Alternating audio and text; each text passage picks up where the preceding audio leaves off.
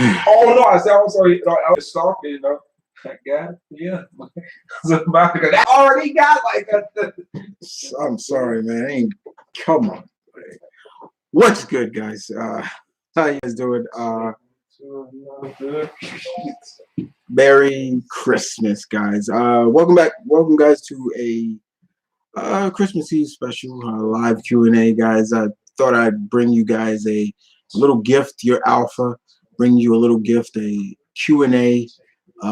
Just kick it for an hour or so. Me and Malcolm were just talking about creepy songs songs that Jordan Peele may kind of creep out after us. You see what he did with I Got Five on it, right? So how creepy that was, right? So we were talking about other songs and things like that. Merry Christmas, Happy Hanukkah for all those out there who celebrate. As well, Hanukkah is going on.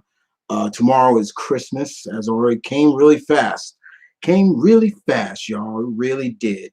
And but in the meantime, guys, yeah, I'm here just say hi to everybody. Say hi. Tell you some things that's going on, as well as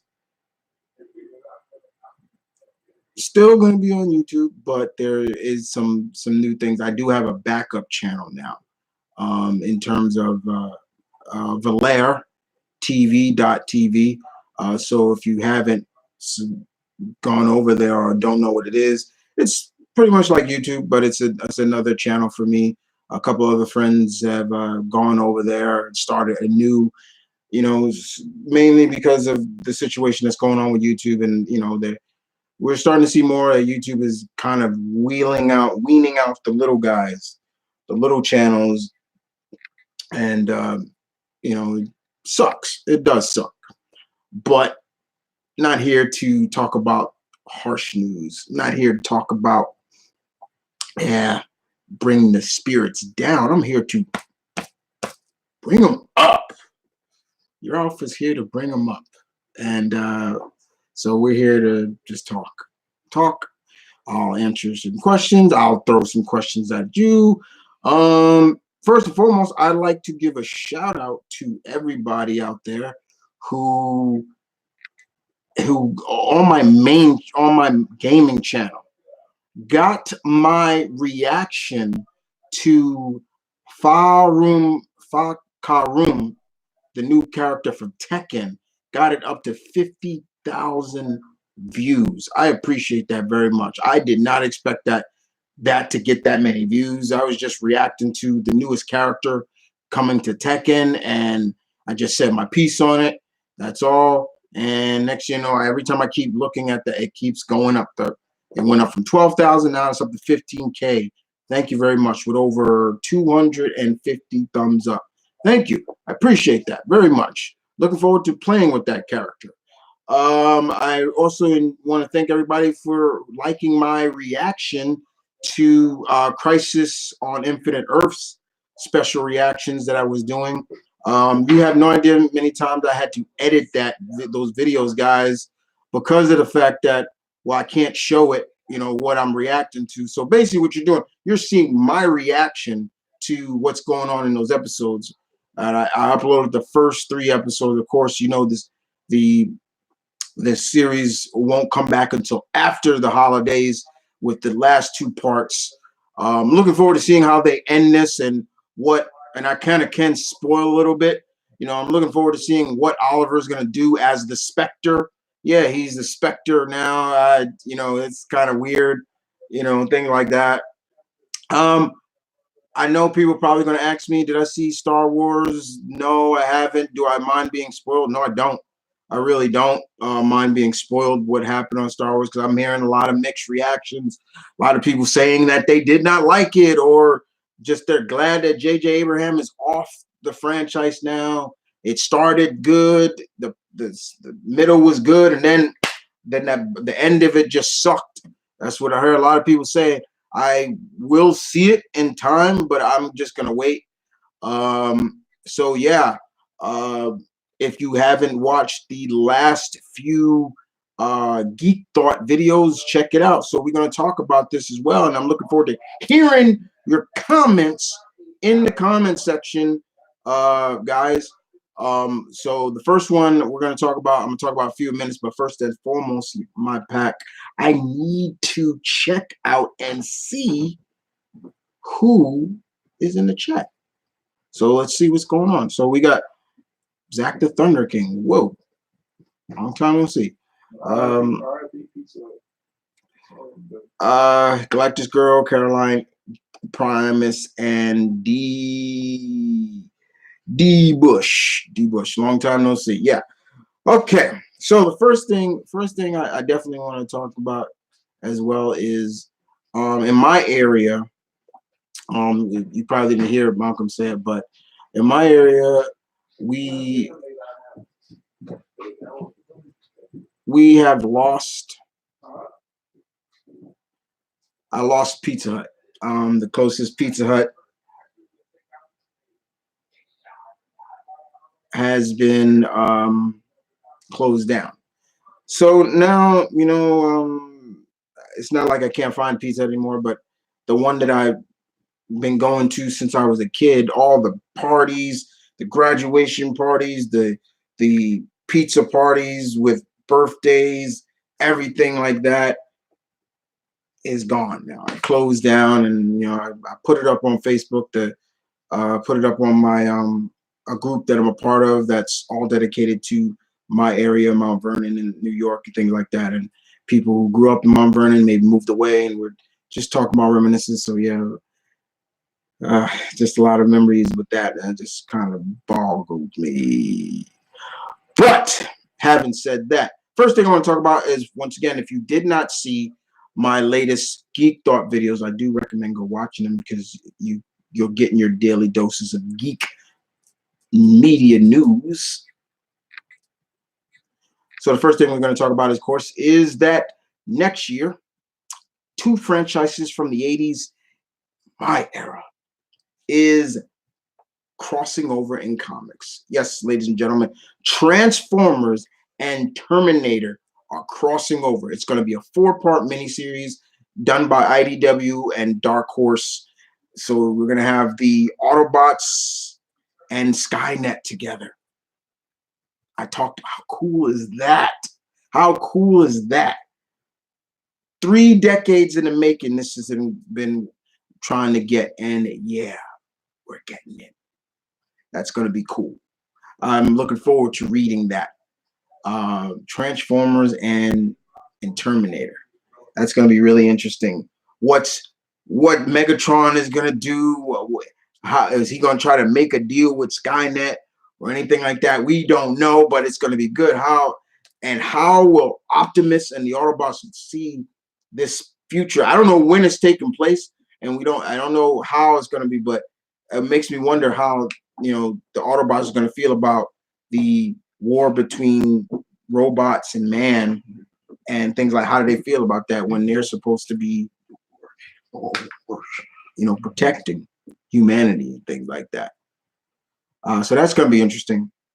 The next, the other is that Christian Howard, the man who played Ken Masters in Street Fighter Assassin's Fist and Street Fighter Resurrection, the man who did just such a wonderful job playing Ken, he recently put up on his Facebook page an image, and my phone over there. My camera just shifted. Sorry about that. You probably can't see it, but I'm gonna poke up this picture right now of it, so you kind of could see. I'm sorry. Get it. All right. Here we go. So he put this up on his picture. Look at that. He put that up. This is Christian Howard. This is the man who I've been wanting to play this character for a long time.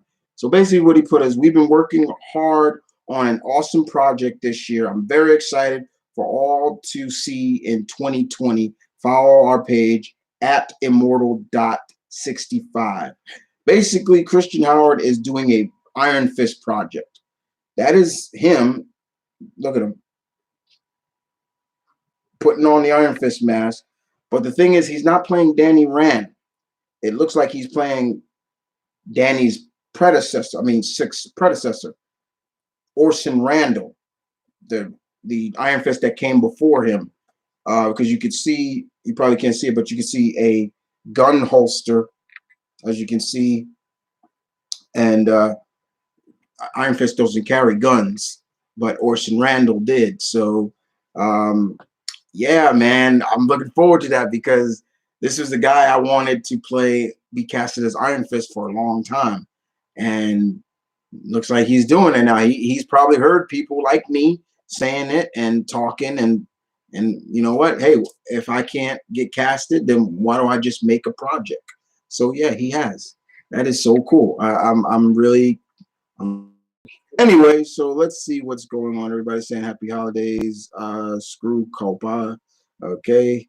If you ever went back in time, what movie would you want to see when they first came out? Oh, that's easy. Back to the Future. I never saw Back to the Future when it first came out. I was 3. Yeah. I didn't see Back to the Future when it first came out. So that's definitely one of them. Hear about that because I could. Yeah. You lost Pizza Hut? No. Yeah, we lost Pizza Hut. That was the closest Pizza Hut near me. In a dine. And it was the one that you can actually dine. See, you probably have Pizza Huts that are express and things like that. The one quick on the go, but this was one that dined. This is the one I've been going to for years and years and years. So yeah, this one closed down, which kind of sucks. So yeah, it's unfortunate how our society has become more money based. I'm true. Pizza Hut is the best. It's too bad it's not around where you live. It's not that it's not around where I live. The other ones are just too far. No, well, not too far, but they're not dining. They're more quick on the go. You pick up, that's it. It's kind of like Little Caesars and stuff like that. But Pizza Hut, out of all the favorite like pizza franchises, Pizza Hut is my favorite. You know, nothing beats their Cinesticks. Nothing beats the way they did their pan pizza. That's the original pan pizza before everybody else. Then everybody else started doing pan pizza, but Pizza Hut came first. You know, it's just kind of sad. Yeah. It's just kind of sad. I remember the one time me and Malcolm went and we ordered so much stuff, and everybody's just looking at us while we're eating, and they're like, "You want us to bring that?" I'm like, "Yeah." Like, people were just watching these two guys just eating. I'm just like, y'all got a problem? Like y'all never seen two brothers eat before. What's wrong with y'all? But I had birthdays there, graduation parties there, just celebrations there. You know, when my basketball team won like basketball tournaments, my coach would take us there and things like that. You know, it was just memories, just good memories. And now it's gone. You know, they even had like an old school jukebox in there. And I used to always go to that jukebox and put certain songs on. I remember when I was there, I used to always put on Paula Abdul. So I'm a fan of Paula Abdul. So I used to put on Do You Want to Love Me Forever? And I used to always love that. That's my song right there. So I still listen to it today. But yeah. So yeah, let's see. Oh yeah, I forgot about that. Transformers and Terminator is gonna be fun. Yeah, I'm looking forward to that. Like that should be fun. That cover for it is really cool too. Yeah, the covers that I've seen for Transformers. What else was you gonna do? It was dope. You know, they really. I mean, yeah, in some ways, you can't really do too much, but the way they pulled that off, you had to do that. The way they pulled that off with, you know, Optimus and like the T-800, like that was cool. I like that. I'm an 80s person. Okay, here's the thing about when you say you're an 80s brat, it's kind of true because me and Malcolm were talking about that too. And we were talking about, okay, he was like, you're an 80s brat because I was born 82. Like, there's a certain, I try to say, like, yeah, you're still 80s, but when you think about it, when you reach halfway 80s, like, let's say 85 or 86, that's kind of the cutoff in some ways. Like, kids who grew up, and no offense, but anybody who was born like 88, 89, Those are growing up through the 90s. you grew up more through the 90s. For me, I've been through the 80s. If my brother AJ was still alive, he would have been through the 80s as well. My brother Cedric, yeah, we would have been through the 80s if they were still alive. But somebody who was 80, 88, 89, you're kind of more of a 90s brat in some ways.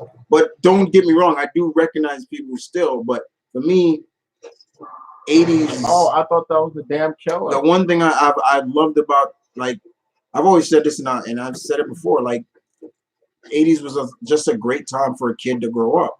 And no offense to the 90s, because that was also a good time. My brother's a 90s brat. But, we had so much back then that if you look at it now, you appreciate it more. Freaking Legion. But, even the cartoons are so different now. You look at cartoons now, and you look at a cartoon, it's like, where has those awesome intros gone? The 90s kept it going. And then once 2000s came around, yeah, they started dissipating. I say late 2000s. Late 2000s. SpongeBob, Fairly Odd Parents. But when you look at those songs, those cartoons from the 80s and 90s, especially like the ones that had like them badass guitar solos, it's like, this looks like it's coming straight out of a rock album. Go back and listen to, let's say, the Silverhawks intro. There's a badass guitar solo in there, and you're just like, where'd that go? But now most of these cartoons are stepping up with storytelling. Yeah, storytelling, yes. But heck, don't tell me. I will go on to say, I will put, and this is a 2000. I would put, what the hell? Oh, my God, I was getting shit. I would put The Last Airbender up against any 80s and 90s cartoon to the storytelling, because till this day, even people that have never even watched Nickelodeon, it's like, that show, Avatar, that was badass. That's a badass show. Avatar was good. And that's I think also, if somebody had to bet on any 2000, like, okay, put your best 2000 cartoon against any from any, I would say put The Last Airbender. Last Airbender definitely had a good just because it's especially also because it's American anime, so that also played a factor. And it's on Nick. And that was on Nick at the time. I thought it was freaking Toonami. So it wasn't Toonami, it was Nick. So yeah, and I am kind of looking forward to this new live action that's coming on Netflix, where I'm just praying that it's nothing like M. Night's one, which I didn't watch, but I know apparently he stayed faithful, then it still didn't work. Yeah. And I know Legend of Korra, a lot of people seem to have harped on it, but I enjoyed Legend of Korra. I enjoyed that as well, so yeah, we'll see. We'll definitely see.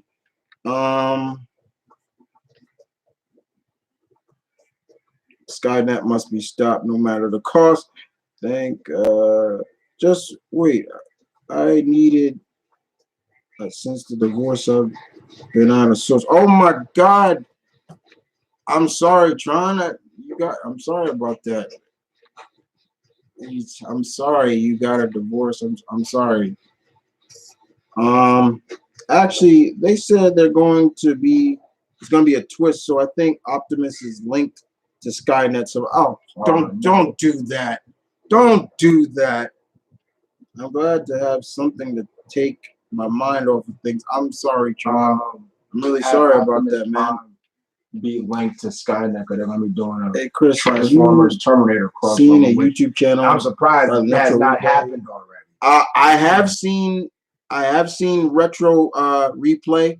I remember there was a couple of guys at I think it was MegaCon that gave me a card that had their, and they was like, they were from Retro Replay that talked about toys and stuff like that. And yeah, so yeah, I know that one. How do you think Megatron would feel about Skynet waging war against humanity? We'd love it. You don't like fleshlings, and you don't like them at all. Happy holidays, Chris. Happy holidays. Insert Gargoyles theme here. Look, if you have Disney Plus, you can go on and watch Gargoyles all the time. I got Disney Plus, and I just rewatched the first two seasons again, and I'm watching it, and I'm saying to myself, this is still so irrelevant to this day. Like everything Gargoyles touched on so many different themes in that show that, once again, talking about themes and just quality. Oh, another one right across. You could see it talked about equality. It talked about just in terms of very much in terms of equality amongst people. You could put a little civil rights in there, differences, religion, you name it. Everything about Gargoyles was so good, and still to this day, I love it. I was just recently watching the one of the episodes that I watched where what was the episode? I think it was during the Avalon saga, and I was watching the episode where Goliath, when they went to London, and Goliath saw his statue on top of the old World War II fighter plane with the Gargoyle Griff, and he never remember. He doesn't remember anything about that, so he had to go back in time to using the Phoenix Gate. He had to go back in time to 1940 just to see, okay, what happened. And I love when he met Griff. Griff was just like, it's here to help with the war effort, huh? And here's a gargoyle helping humans, and then you got his other gargoyle companions, Una and Leo, saying like, we belong here if the Nazis are a human problem. And you got Griff basically saying, no, they're everybody's problem. If we don't fight them now, they're gonna rule everything. And there was the struggle right there. It's like, do you or do you not? And here he is fighting them with the humans, and the human pilots are like, I can't believe they're real, and they're fighting, they're helping us. And it was a great episode. I love that episode, where basically it was shown that no matter what Goliath did, Griff was destined to die in 1940. So he basically had to screw time and basically screw the space-time continuum and take him completely from that era into the 90s. He was like, look, you never gonna make, because every time he stopped, something was falling and Goliath had to throw him out the way or something like that. And he was just like, look, okay, you won't come back from 1940. So I got to take you from here. And, he said the incantation, Desergatre more et tempe estervaria. And I'm a fan, so I know to get them back. So, so I thought that was really good. One of my favorite episodes in terms of the Avalon saga was when they traveled to Japan. I love that. I love the fact when they were showing all the different gargoyles from around the world, the Japanese gargoyles, how they were portrayed, how the Guatemalan gargoyles were portrayed, or the London gargoyles were portrayed. I really wish they went to other places where there were other gargoyles, but it basically was showcasing that not every other gargoyle lived. But it was really good. Like the Japanese gargoyles, they were so in tune with the town they were in, like to showcase. What I also loved was talking about culture and differences. What was like when they turned to stone, they faced inward instead of outward. And when Goliath saw that, he was like, I always confronted the sun wherever my enemies would come at me. I can see them coming, and the leader of the Gargoyle clan, Kai, basically said, Kai. He was like, we face inward to our home. It's a trust between us and our human friends. I was like, that was really cool. I like that. They Gargoyles and them did just so much with that show. Like, how do you take Macbeth, a Avalon, Lady Titania, Oberon, Puck, characters from William Shakespeare's plays, and turn them into badasses, or just make them more than what they seemed in the play? You know, it was so cool. Like, look at Puck. Puck if you ever read A Midsummer Night's, Puck was just a harmless trickster. In this, he was almost like, they just showed how powerful Oberon's kids were. Like, he could do this. Remember what he did? He turned all the humans on Manhattan into gargoyles. It was crazy. And then don't even forget the storytelling between Demona and how we got to see how she, because that was always the question when she came back after that first pilot episodes, remember? And we were all like, okay, how'd she survive? Then we got to see how she survived. She you know, so yeah, like, Gargoyles is definitely one of those 90s cartoons I love to this day. Ain't nobody can tell me any differently. So yeah, so yeah, let me keep going. I'm sorry I talk so much about Gargoyles, guys. I could talk all day about that. Hey Chris, who wins? Goku versus Sephiroth. Both have access to their full potential. Goku. We're talking Ultra Instinct. Goku. And so we're. Which cartoon from the 80s do you think had the best theme song? Oh, that's a tough one. Who said that? Darth. Definitely Thundercats. I can listen to Thundercats theme all day. I love that theme. Thundercats definitely had that. Yeah, Thundercats for sure. Definitely is one of them. Caroline, what's your thoughts on the Netflix remake of Avatar: The Last Airbender? I'm looking forward to it. I'm looking to see what they do. I hope it's as good and better and stays more true to. I think I saw a poster of it and the characters on it. Okay, I have not watched The Witcher, so please don't ask me about The Witcher. I gotta watch it. I'm really interested in watching because I've never played any Witcher games. I've never read any of the books. So I'm coming into The Witcher cold and fresh, you know, so I don't know what's going on, but I'm looking forward to it. What's next? Who's your favorite Star Wars female character? My favorite Star Wars female character, well, she's not even in the damn movies, and that's Mara Jade, Luke Skywalker's wife. If those stories that Dark Horse was telling was canon, I would love to see Luke Skywalker's wife, Mara Jade. Jesus Christ, she was so good. I loved her. Tia versus I'm in here.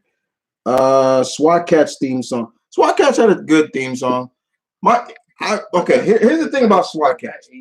That's 90s. He just said SWAT Cats had a good theme song, especially the second season. I like more when it kind of got a little bit more anime-ish. I liked. Yeah, that one was like that. The problem I had with SWAT Cats has always been, people ask me why I feel that way, but I do. Is like they spent too much time in the Turbo Cat and not enough time outside of it. It's like SWAT Cats. When you think about SWAT, just SWAT in general, like Hondo. You think about SWAT, you're thinking about on the ground, you know. But they spent so much time in the jet. It's like half an episode was them in a turbo jet, and I was just the Turbo Cat, and I'm just like, okay, like get out of it sometime. Like so, anytime when they were not in that jet, I love. Like I remember the episode when all their enemies, Dark Cat, the Metallo Cats, Dr. Viper, and all of them basically teamed up. and took away the turbo cap for a while. And Dark Eye was like, you see, they're nothing without their precious jet. And I was like, you know what? He's kind of got a point. You know? Yeah. But I liked SWAT Cats as well. I know they had like a Kickstarter going to revive it. I would love to see a revival or like a new version of it. You know, that'd be cool. But I like SWAT Cats theme too. Let's see. Did you see Eddie Murphy's on SNL? I sure did. I sure did watch all them skits. It was great to see him come back and do what he does. And what he does is make people laugh. Because let's be honest, if you watched Eddie Murphy during when he was 19 on Saturday Night Live, he was the best thing going amongst that cast. Period. You know, better than Joe Piscopo and all those other guys. It was him, his Gumby, his Buckwheat, all that. Everybody loved all those segments. So when he was bringing those segments back, it was just like, oh man, you know. And the thing about it, I hearing people say, oh, Eddie's on a comeback. No, he's not on a. He never really left the game. It's just he's always said, I'm just more of a stay-at-home dad now. He just. I think people mean like come back in terms of. Seems like it's now in a full force. Yeah, you're now seeing his name. I mean, on a regular basis. I mean, it started with My Name is Dolomite, and you got the Coming to America too. I'm still a little iffy about that one. He's working on the Beverly Hills Cop 4. I found out something really interesting when he was on the Tonight Show. So check this out. He was Jimmy was asking him some rumored questions about like, are they true or what they false? One of them being, is it true that Dan Aykroyd and Harold Ramis wrote he was going to be a part of the original Ghostbusters cast, and you turned it down? And he said, true, I did not turn it down. The only reason why he didn't do it was because he was already attached to do Beverly Hills Cop. Remember, 84 we're talking, so he was already doing Beverly Hills Cop, so he couldn't. But it would have been interesting to see him as Winston or so, because I'm sure that's probably who he was going to be, Winston. But no disrespect to Ernie Hudson at all, but yeah, it would have been really interesting to see, because I liked Dan Aykroyd and Eddie's chemistry. Trading Places is a good example. He was great in that movie. But then Dan Aykroyd initially write the one for Eddie. He wrote that part. Him and Harold Ramis wrote that for him, but he couldn't do it because he was already attached to Beverly Hills Cop. The only movie that he turned down, and get this is the crazy part. The only movie he turned down was Who Framed Roger Rabbit. He was gonna be Eddie Valiant. He said it. He talked about it. He's like, the only movie I turned down was Who Framed Roger. And so every time I watch it now, it's almost like, damn. I'm in the church. Like, damn. So he was gonna be the Bob Hoskins character. He said.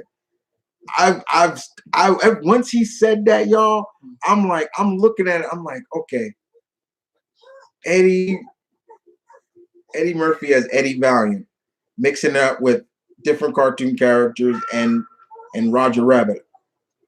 And I'm like, first of all, no disrespect to Bob Hoskins, because he did a magnificent job on that. And I know he passed away not too long ago, but most people know Bob Hoskins because of that movie. That's it. But there are a lot of people that probably don't know he was in Hook. He was Smee. He was in he's played a couple of villains. He was in Unleashed with Jet Li. I got a couple of friends that are like, man, I can't see Eddie Valiant as the villain, and he's a really talented actor, but people know him as Eddie Valiant. And there's a lot of people out there that didn't even know he was British. So I'm looking at that and I'm like, you know what? Eddie Murphy is Eddie Valiant. And he even said it at first when I read it, I was like, people in cartoon, man, this look like shit. But look at that.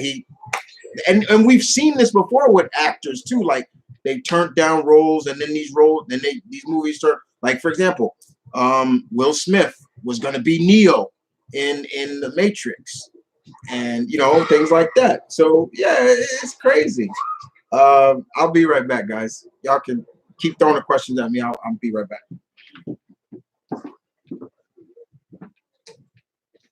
Into the church.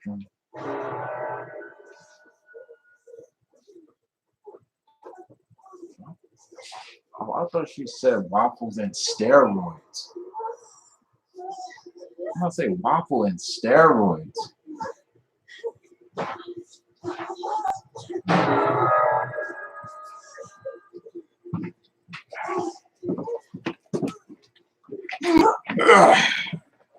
Sorry,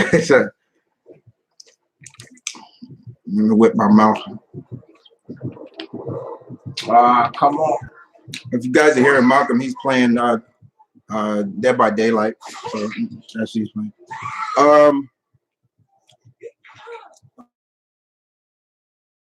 Merry Christmas. Thank you. Who said that? Predator. Hey Chris, Merry Christmas. I know this is late, but rest in peace, John Witherspoon. Yes, it is very sad to hear that John Witherspoon passed away. His son had a really good speech, and I like what he said about it. I don't know. I didn't see him. But it's just really sad that we'll never get that next Friday with him in it. I know they're supposed to be working on a new Boondocks, and he was grandpa. So yeah, things are changing. But I love how everybody who worked with him and knew him said their piece about him, and yeah, it is sad. So rest in peace, John Witherspoon. Bang, bang, bang. How did you go? Oh, there you go. Did you see the new Star Wars? If you didn't, what do you think? I did not see the new Star Wars, guys, and I just said this once again. You can spoil the heck out of it. I don't really care. I'm still gonna go see it, but I've already heard people don't like it. I know Victor's upset about things. They're upset about certain characters. So I've heard friends say the beginning was good, the middle was good, but then the end sucked. What? I really don't care if you spoil it. I've been kind of iffy with Abraham's run from the get-go. Did you like his Star Trek? I didn't mind his Star Trek too much, but his Star Wars is kind of a bit iffy. Like, I'm not really. Have you ever seen Kamen Riders? I've seen a few. Not the biggest fan, but I have Kamen Riders. I have respect for this longevity of the series, but I'm not the biggest fan. Love it.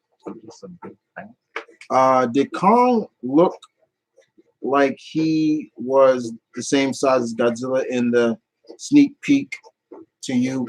I saw them. They were standing on like an aircraft carrier or something like that. I guess. I mean, I guess. I mean, we got to remember that I'm still like, I don't care what. Like, all I care about is Godzilla coming out the winner. Like, wait a minute. You weren't healed? I don't care. Like, Godzilla better come out the winner. Like, that's all I care about, really. How long do you think it will take for Dante from Devil May Cry to piss off back from Mike? Not too long. Merry Christmas, Michael Katz. Well, I'm a 90s kid, so that's why. No, nothing wrong with that. What do you think makes the relationship between Luke Skywalker and Mara Jade so good, in your opinion? The differences in them. That's one thing for sure. Like that whole saying of opposites attract, that's one of them. Mara Jade was just the total opposite of Luke. You would not think Luke would be with her, but yeah, so different. Hey Chris, Nathan, happy holidays, Merry Christmas to you. Thank you, Nathan. Same thing goes for you. Caroline, what Disney villain song do you think suits each Star Wars villain. That's hard. That's hard to describe because it seemed like Vader would be prepared. Be prepared. so I guess, but then it's like I don't know. It's just kind of hard to me, that one. I am looking forward to the Mulan movie. I ain't gonna lie. That Mulan movie got me really pumped. I'm like, okay, you talk about really throwing curves, a curveball from the animated feature, because this really looks like they more are focusing on the real kind of story of Fa Mulan instead of what Disney gave us, because her story is kind of very tragic that a lot of people don't know about. And Disney, of course, they're going to cut a lot of that tragic out of it. For example, though she saved China and everything like that, she basically committed suicide at the end of her life because the emperor wanted her to marry him and she wasn't down for that. So no, they won't do it, but still, I'm just telling them like what happened. But when I saw that trailer, I'm like, is that Jason Scott Lee? I was like, yeah, that is Jason Scott Lee. I like the sorcerer that's in it. That's got like the eagle claws and stuff. I like that. I got to see my boy Donnie Yen, so I was like, yeah, Ip Man 4. I can't wait to see that too. And Jet Li is gonna be the Emperor, so I'm really looking forward to that. I love the trailer. Really showed more of an emphasis on her father, which I liked. Like just showing like, okay, how badly like really disabled this guy is. Like he got no business in a war at all. Like I like that. Like he still will do it, but he's just like he basically can't really walk. They never really focused that much in the animated movie, which was, so to see like him really like struggle and you seeing him tie the noose around his leg, from wiggling a lot. It was great. I was loving it. They focused on family a lot, and I liked that. That was really good.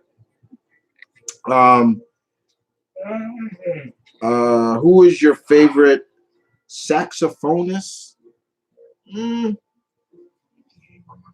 That's tough because I don't really research into too many saxophonists. People who play saxophones. Dizzy Gillespie played saxophone. Dizzy Gillespie played He played the trumpet. Can he play the saxophone? I don't think so. That's cool. Mine is Dave Cause from Brian. Okay. Beverly Hills Cop is a good movie series, in my opinion. Of course it is. The first one was a hit, really pushed Eddie's to the moon. Second one was great. I like the third one, but I can understand people's problem with the third one. From it really seemed like Axel kind of stopped doing a lot of his just really how do you put it? Like, let's just say his scheming, like just because he would always say, I wasn't always a cop. I fractured the law too when I was a kid, and in the third one he wasn't really doing that. Yeah, he kind of mellowed out. I guess the thing about the first one, I remember when that third one came out, and when I watched it for the first time, I was like, okay. And when they killed Todd, I was like, oh, they killed Todd off, and and you just see Axel like no, and then he's holding Todd. Like you watch Inspector Todd from the first one up until now, he's always been on Axel's case. What the fuck, Foley? All this other stuff, but here he is now dying in Axel's arms. And what is his last words? Axel, you on a coffee break? Go get that son of a bitch. It's like, wait, what? Like, and then he dies, and Axel chased this guy. For such a death, it kind of just goes by. It does. It does. It's almost like if you don't hear Axel bring up that, yeah, I made him out of Detroit It almost like it just seems like it's more of actual protecting Uncle Dave. Yeah, yeah. If somebody catches driving with cop 3. What? Turn that down. If they catch Beverly Hills Cop 3 near like the middle or so, kind of lost in all that is that this is a revenge piece. Just more like Wonder World and trying to figure out why, what Uncle Dave found out and what his boy found out. There is a lot of plot holes in 3 because in the beginning of that movie, it is about like getting this guy DeWalt who killed Inspector Todd. That was the beginning. You go back and watch that movie now, you can see like Axel was talking about, look, my boss got killed in a chop shop raid. I'm out here trying to find this guy. And then that's when the Wonder World and everything come in. I still like Beverly Hills Cop 3, but there is a lot of plot. And I can see because Malcolm actually had looked into like what was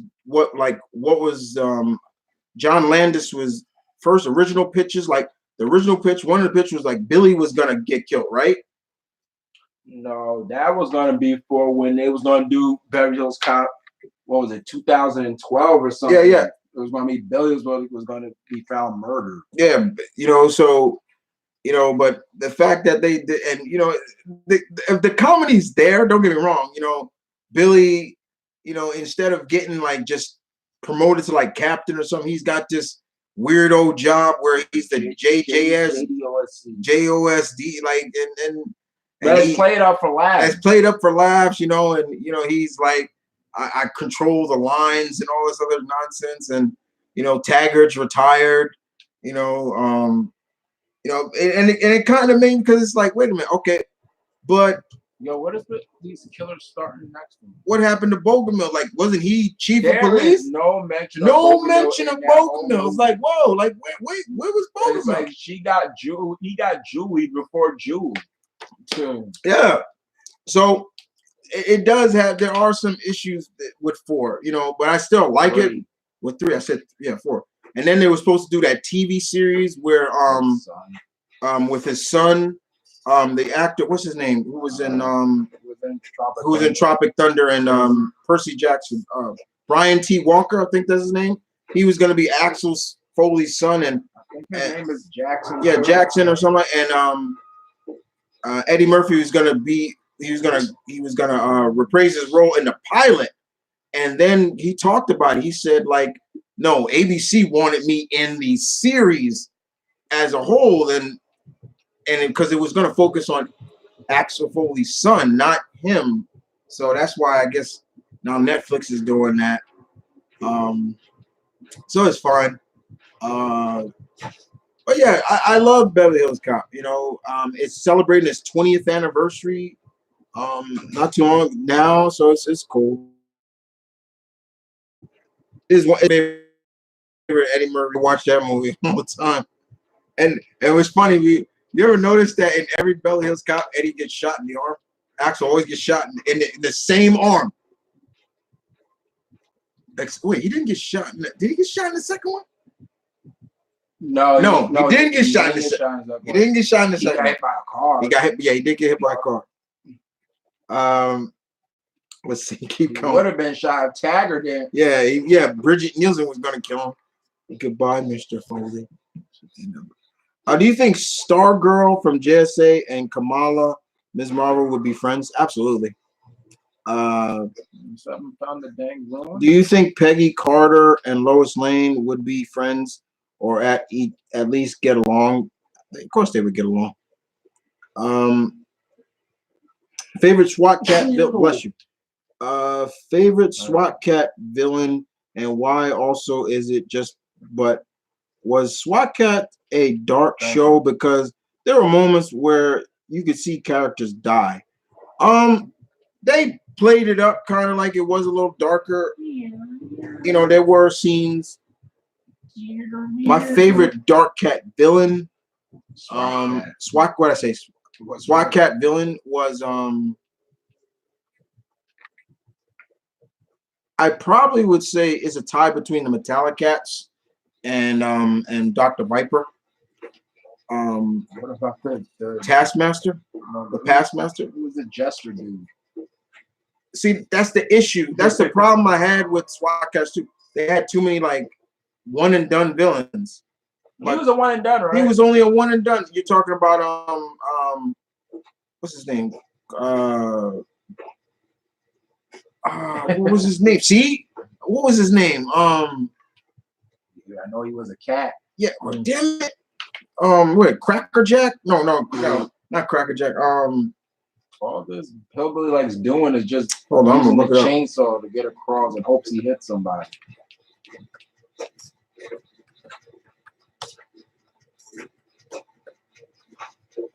It hasn't worked out. Mad Cat. He was only in it for like one episode, and that was it. But with Dr. Viper was so good. Dr. Viper even got his own origin story.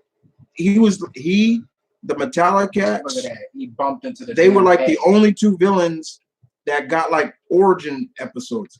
Yeah, the Metallic Cats one was pretty sad. Metallic Cats, that was what we're talking about. Like they showed their deaths. Right. They got hit by that boat when they escaped from Alcatraz Island, and then they just got hit by that boat. That was crazy. Eddie Murphy's turning down Roger Rabbit. That's an interesting fact, but I like Bob Hoskins. Yeah. Here's the thing. The Eddie Valiant character with Eddie Murphy probably would have been a whole different character because he probably wouldn't have been the straight man to the tune. Right. That's what made Bob Hoskins Eddie Valiant great. Yeah, he was playing it straight to all of the goofiness and Looney Tunes of the tune. Like for Eddie example, probably would have been his character probably would have been like, oh yeah, I think they would have did the reversal because remember, Bob Hoskins' character used to be like until his brother got killed by a tune, and then he got his sense of humor back. But he used to say like, I was a cop, and me and my brother, we loved working in Toontown. We thought it was a lot, and then his brother got killed by a piano, and that was like the first time we actually heard of a tune killing a human. Oh my God! I did all that. And then it's also kind of interesting because being that, say what you want, Roger Rabbit is a period piece movie. Let's make no mistake about that. It's a period piece movie, and it takes place in the 1940s. So, I don't see how they would really take Eddie too serious, but in that time, and there'll be a lot of racial, like, whoa, like, wait, what? Like, to the point where if it's not brought up, you're like, okay, that's kind of unrealistic. Yeah, that's unrealistic. Dude, we're talking about even no matter what, it'll be a lot of racial tension. Like, no, wait a minute. So a black detective, yeah, wait, but what? Not from the tunes. Not from the tunes, but from the humans, But I would have liked to see how Eddie and Christopher Lloyd would have worked, that would have been really interesting. Oh my God. I thought he was great as Smee. Yeah, Bob, he was good as Smee. Your thoughts on King Kong versus Godzilla versus King Kong getting delayed? The more delayed, the better the movie. That's how I look at it. Funniest John Witherspoon moment in a movie. All of Friday. Yeah, All of Friday. Probably the introduction to Pop. The introduction to Pops is the funniest thing ever. Because I know people like that. Like the one thing about Friday is when you watch the first Friday, which is the best out of the trilogy, people like that. I knew people like that. And he, talking about, you knew a Ezel, or you knew a Hector, or a Debo or something like that. But probably no matter what, one of my favorite moments in terms of John Witherspoon, where it was more serious, was when he was talking to Craig when when Craig pulled, and he saw Craig with the gun, and he's like, "What are you carrying that for?" And he's like, "Protection." Yeah, what's that? I gotta walk Smokey down to his house, and he's like, "We would have never moved in this neighborhood if you got to carry a gun to walk down." Wow, he still missed. And he's like, put your dukes up, and he's like, "This is all the protection we had. You win some, you lose some, but you live to see another day." And I love that line where he's like, "You think you're a man with that gun, don't you?" What is crazy? I'm a man without it. And he's like, "Now you're a man." And your uncle had picked up a gun, and at 22 years old, you got a choice. I love that line because it is true. It's like we're seeing now kids today, and even then, back then, but kids, they're so eager to pick up a gun, and almost in a sense, instead of taking an ass whooping, or getting beat, but you rise up again. Okay, I understood. They hit the air. That was a good line. I love that line. And I've seen a lot of memes with that. That's like people's favorite line from John Witherspoon. There's folks like everywhere. Another favorite moment outside of Friday was when he was in Boomerang, when he was David Alan Grier's dad, and and he had all these mushrooms all over his suit. It's hilarious. That joke is hilarious. Not bring them over. So yeah, that was good stuff. Stop running around. Dark Prime says, what would Terry McGinnis think of Miguel O'Hare? I think he would see that he's better than me for sure. It's like, okay, I can learn from this guy because he could. What is that? Are you happy about Batista going into the Hall of Fame, and were you ever a Batista fan? I'm happy for Dave, Mr. Batista. I'm happy for him. I was a fan of Dave. I have my favorite. Goes down, you do the thing like as if we're getting hit by the. I have my favorite matches of his. But his days, he's done with wrestling. He's done, and he's now focused more on acting, which is fine. And he's not a bad actor. Like, you could see he's really improved over the years he's been working. Triple H did something that Triple H would never do. Put somebody over, not once, not twice, 3 times. 3 times straight. 3 times straight. Triple H put somebody over 3 times. Those matches between Dave and this person his matches that had with Undertaker were great. I've always had a lot of respect for Dave. What you guys doing? But it is. I mean, is it a little too soon? We can say that about a lot of people in the Hall of Fame. But I'm happy for him. Bringing back the Emperor in episode 9 was a mistake.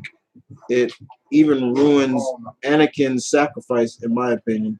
I have heard that. I've heard that. It isn't the same with every where the fan base gets totally split. It gets worse. Thank God for the Mandalorian. I have. But did Luke and Mara Jade have kids? I believe they did. Did they have? I think they did. Star Wars. No, okay, whatever. Yes, Marion, they did. Yeah. What? Yeah, they did. Let's see. Merry Christmas. It's over because they freaking have Thank you. Hatch doing. Are Marvel and DC heroes the end all be all? No. If you stupid.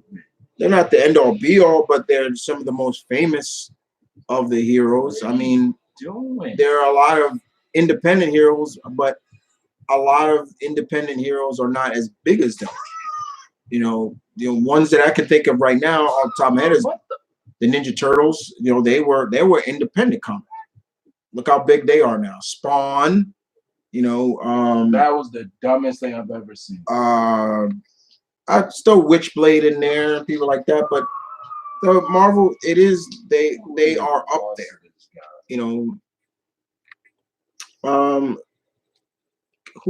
Who's the biggest Disney misfit in your opinion? I don't know. I don't misfit. I don't know. What do you think of Eddie Murphy on it? I just talked about that, Nathan. That was great. Eddie's movies from the '80s are the shit. Yeah, they are. They're great. Yo, Um, and some of his '90s and a lot of his '90s movies are good too. Yeah. What what does Zuko think of Darth Vader, especially after finding who he was before? I'm shocked. A little shocked. Who wins? MCU's Avengers versus the MonsterVerse, Godzilla and King. Come on.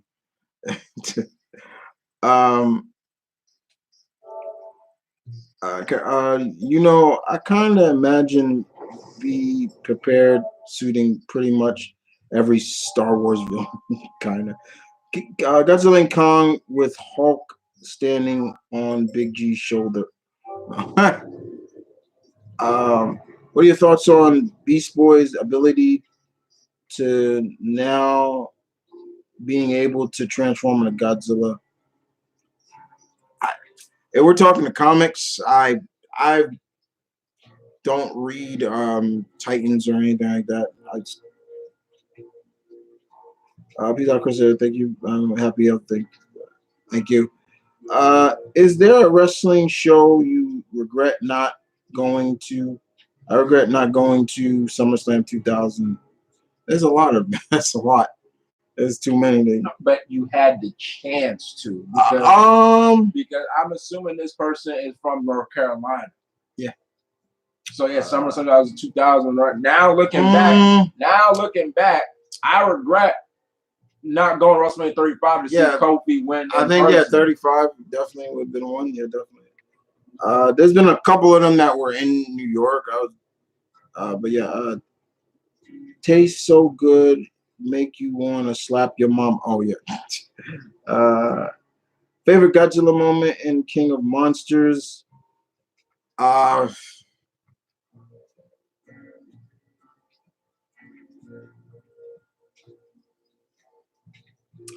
When Godzilla, one of my favorite ones when he ripped off one of Ghidorah's heads. Like I thought that was great. I was like, we ain't never seen that in any of the previous fights.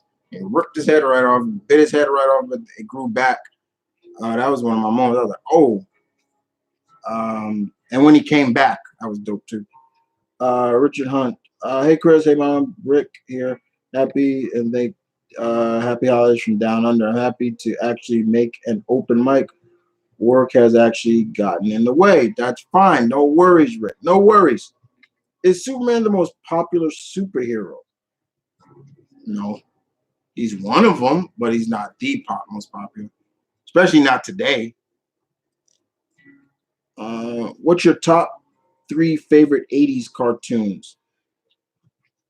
Transformers, Thundercats, He-Man. What and it's kind of because those are like the early cartoons that I started watching before Ghostbusters and Teenage Mutant Ninja Turtles and stuff like that. So yeah, Transformers, He-Man, and Thundercats. Dave Big Lad, what up? Could Godzilla versus King Kong tie end in a tie? They said it's not gonna be no tie. They said it's gonna be a definitive winner, and I hope it is because that crap win that King Kong got back in the 60s or 70s, when they had their first fight, pissed me off. Pissed me off. Get out. Whipped. Fucker. Sorry. Would Unicron make a great opponent for Godzilla? Oh no. Do you think Sakura beats up Naruto too much? Sakura beats up. Sakura got some anger issues. She does. But it's just that's more played up for that's played up for comedy reasons, you know. But we know what happened in the end. In the end, Naruto married Hinata, had a son, everything. Man, if I could turn back time, I'd want to see any match with Hulk Hogan and the Ultimate Warrior fighting with or against each other. Maybe the early days, because that when they fought in WCW, that sucked. I'm saying they only had 2 matches. Yeah. And the second one was trash. Yeah, the second one was garbage. God awful. Kong already won last time. It's Big G's turn. Yeah, and it was a crappy win. They fell into the water and King Kong came up just swimming away. And no Godzilla, get the drowning. You never mind. Let me see. What's your favorite wrestling podcast so far? Outside of like wrestlers podcasts, I listened when Malcolm listened to him, Monster. I like him a lot. Because he tells it like it is, you know. I also like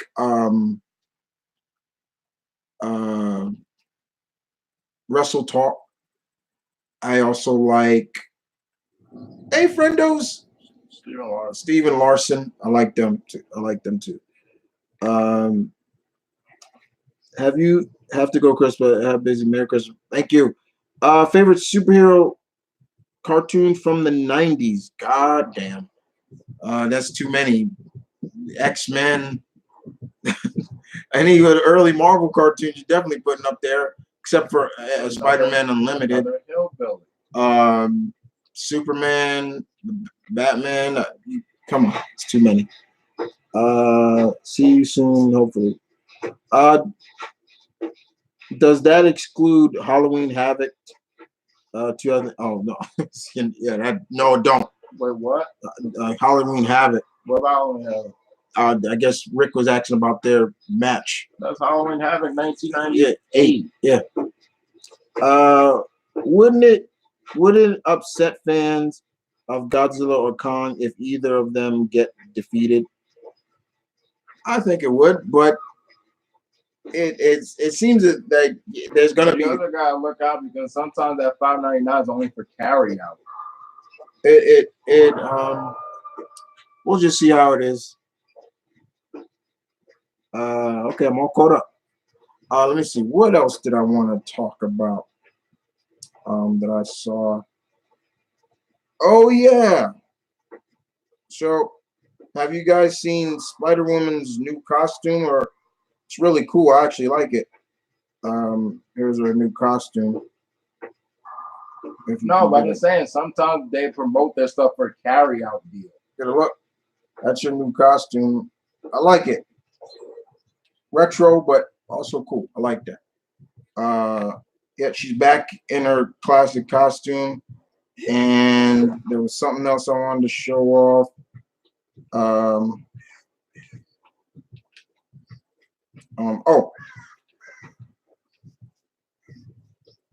Looks like Bruce Timm is bringing shorts for the Phantom Stranger. That's gonna be cool.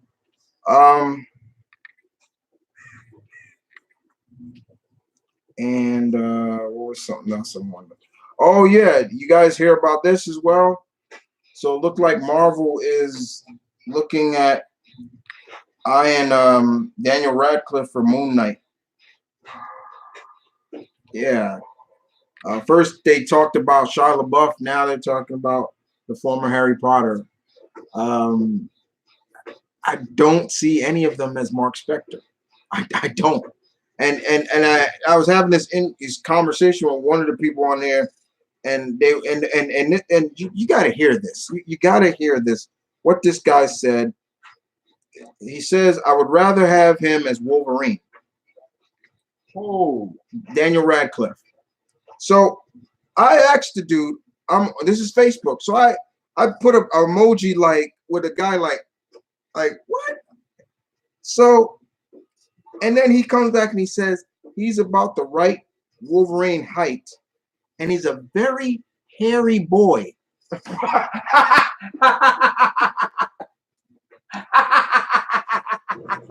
So check this out. Y'all know Comic Freak X, aka Sean Allen. So he basically comes back and says, if you're caring about how hairy he is, damn. I literally just said that, and literally someone else said, my thoughts exactly. You're caring about how hairy somebody is to play Wolverine. What are you thinking? Daniel Radcliffe as Wolverine? Are you? No. I can't see him even as Mark Spector. Don't get me wrong. He's really been making a name for himself outside of being Harry Potter. No wrong. Not saying that, but I just can't see him as Mark Spector. I can't. And that just, I'm not going to tell you the person's name, but that just blew my mind. I had to really kind of stop and just be like, wait, what did he just say? He's a really hairy boy. Like, you making it sound like you seen this guy like butt ass naked or something like that. Like, what? But that ridiculous. I got issue with comic book freak. That's another story. That dude, What happened? That dude, anybody that's hairy can be Wolverine. Sean didn't write that. No, I didn't say Sean. I said that guy. Yeah. But in Kyrie, that's another thing. But that guy, what's wrong with Sean? I don't think that's for another time. I don't. There are times where I feel that he's not who he says he is.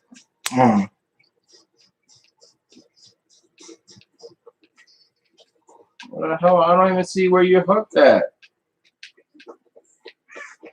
Oh, there we go.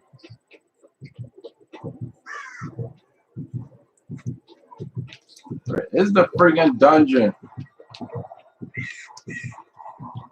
Let me see. Oh wait, hold on. Wait. God. Spider-Woman looks all right. Yeah, I like the look. Oh. Yep. Yeah, I'm getting chased.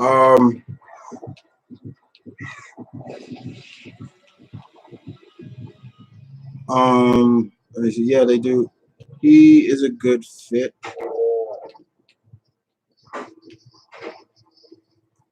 Do you think AEW is booking Chris Jericho like Ric Flair as the heel champion and Crockett with the baby faces chasing the belt? Yes, indeed. What's your thoughts on the new Batwoman series? The lead to me is a weak actress. They need to hurry up and give us a Batgirl series. I don't mind her because I know I've heard people say they don't like her performances and things like that. I've not really minded. And the pacing is a little slow for me, but I don't mind it at all. I really don't. That's just me. Well, we'll see. Indeed, we'll see.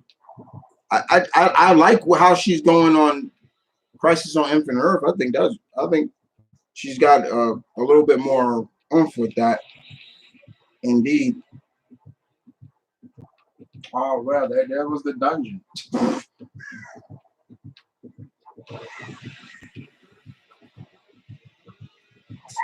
Oh, the ball. He should have went past me. Come on, what the hell? Okay, Wonder.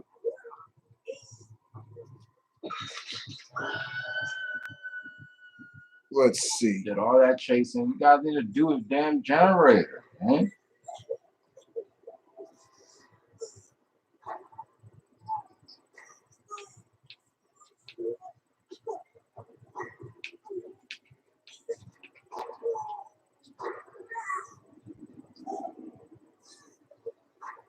Freaking save me.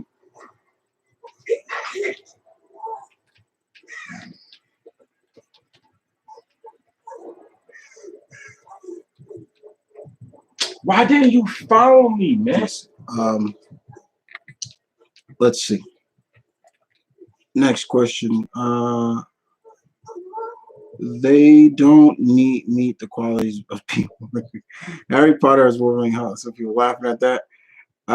If Democrat was cast as Wolverine, I can imagine Xavier telling him, "You're a mutant. You were a mutant, Logan." Laughing out loud. Okay. If it's going to be very hard for anyone to fill Hugh Jackman's place as Wolverine. That's everybody knows that. It's definitely gonna be hard to fill. What's that screaming sound? That's Malcolm playing Dead by Daylight. Yeah, that's it. Hugh Jackman is, in my opinion, can only be Wolverine. Don't want to see anyone else fill the shoes. Well, get used to it because it's gonna happen. And I like Hugh Jackman as Wolverine, but there's some things of his Wolverine that he did not do that I want to see be done or come close to more being done as well. And I think there's somebody that can play that role. I'm not gonna say who it is. I've already said my piece on. I'm more tired of these players not doing generators when people are getting chased. A lot of people keep saying Disney is. That's the whole point when somebody's getting chased, is they buying time. A lot of people say Disney is ruining Star Wars, but then why are people constantly praising Rogue One? I think it also. I don't blame Disney. I do also blame a lot of the fans. Like Star Wars fans are like seriously kind of nuts. Like compared to any other fan, like they go hard and it's hurtful. And some of the things I've read is just like, God damn, like I just can't take that. Like, but I enjoyed Rogue One. And I think with Rogue One, there's a meaning to it because one, it's from the past. So you're trying to figure out, okay, how did Ced get the plans to the Death Star and everything like that? But I enjoyed it, and besides, it had Donnie Yen in it, so that's one of my. I was like, yeah, Donnie Yen's in there. Definitely check that out. No offense to Daniel Radcliffe, but I think that he can pull off Logan. He can pull off Logan. Oh, he can't pull off, or he can. Not that I'm biased, but after the send off, I don't want to see anyone replace. You guys keep saying that, but the fact is, like, it's gonna happen. Like when Marvel incorporates the X-Men into the MCU, we're gonna see Wolverine. So, as far as I'm concerned, there is a gentleman that I have in mind that could play that role, and it would really step him out of his famous dad's huge shadow. Okay. But there were some things about Hugh Jackman that his Wolverine that I want to see completely different. For one thing, here's the one thing that I instantly keep saying. You guys claim Wolverine is this ultimate fighter. Then make him that way. Stop. One thing I hate about Wolverine, and he relied too much on Shink these. You got it. That bothered me. I was like, okay, you relying too much on his claws when Wolverine is a lot more than just his claws. Same thing like with MCU Thor. He relied too much on the hammer. Thor can fight without that hammer. So there's a lot of things that I want to see differently with MCU's Wolverine compared to Fox's Wolverine. You know what I'm saying? And I'm not sorry about that. And I'm not just talking about the the cussing and smoking cigars and stuff like that. I don't care about that. Day by Daylight, I think. Yeah, it's Dead by Daylight. Um, a solo story was good. I enjoyed the movie. Yeah, I watched a little bit of the Han Solo. I thought it was good. I didn't mind it. Um,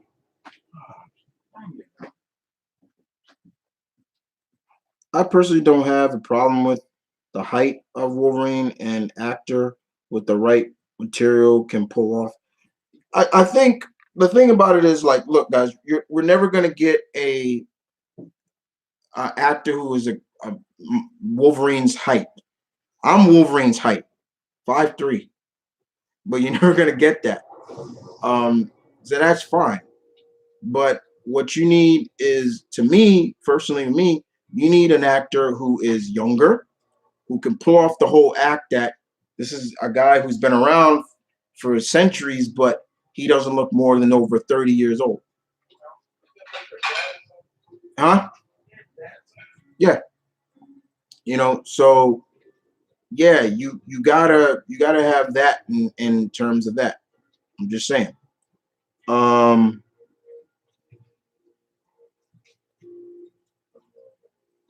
so I'm just saying that there are certain things about it. Uh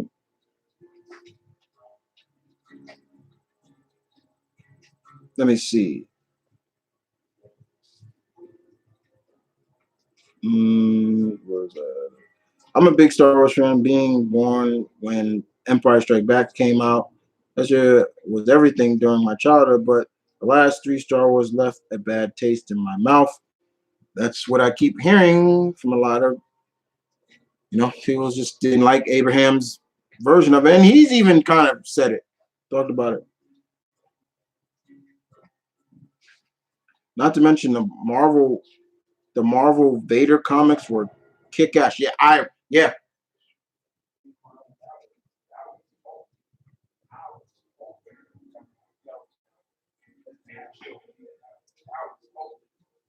Uh, they give a proper Hulk versus Wolverine fight, and I'll be satisfied.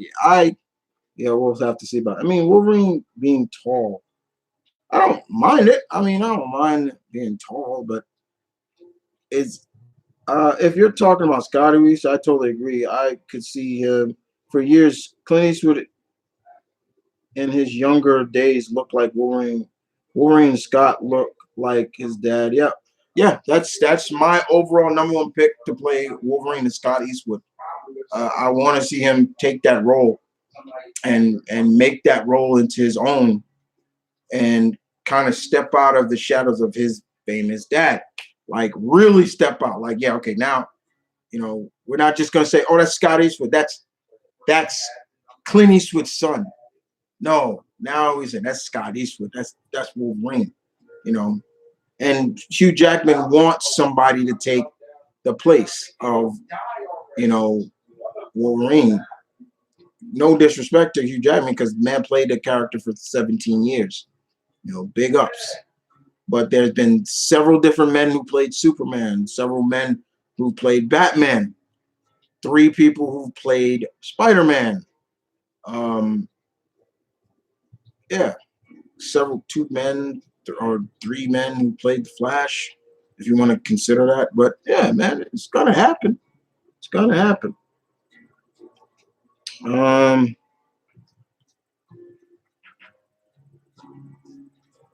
I think it was Hades that brought back Steve Trevor in the new Wonder Woman. Everybody keeps saying it's Hades. It could be.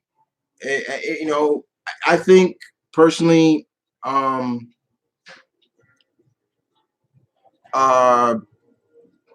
Maxwell Lord made a deal with Hades, or because that item that he was taught. Now I take what I want, and it's like, okay, he did something. I will agree with that. Unpopular, but I think Star Wars needs to go into absurd obscurity for a few years, like how it did back in the 80s. Yeah, that's why they did this last one. This last one, it's gonna be a long time now before we see a new Star Wars movie, which is good. You know, sometimes take a little break from because there's been a Star Wars movie since the past few years. There's always been one coming out every year in the past. No. Really?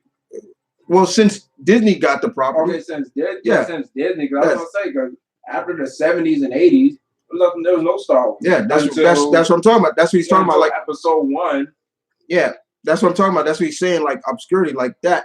But ever since once Lucas sold the property to Disney, there was a. But I saw issues of it becoming a yearly thing. Yeah, that's the other thing. I felt like having a Star Wars movie every year took away in my opinion, took away the lore of a new Star Wars movie. Because like Force Awakens, why that was such a big deal? It had been such a long right. time. That was cool, but to me, it was just like, all right, come on, like again, another one. It was that's the kind of it kind of had that same issue with Saw. Like, remember how Saw was like a Halloween issue? Like it was always a new Saw coming out.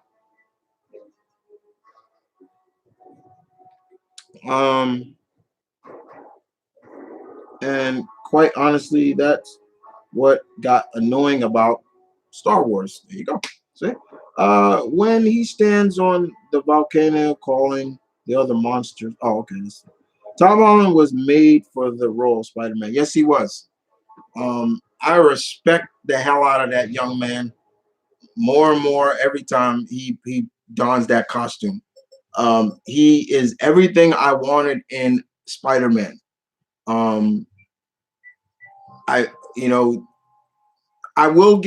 I give all the men who've done Spider-Man credit. One, for example, yes, Tobey Maguire, he wasn't my favorite Spider-Man, but he set the tone. I give Andrew Garfield credit too.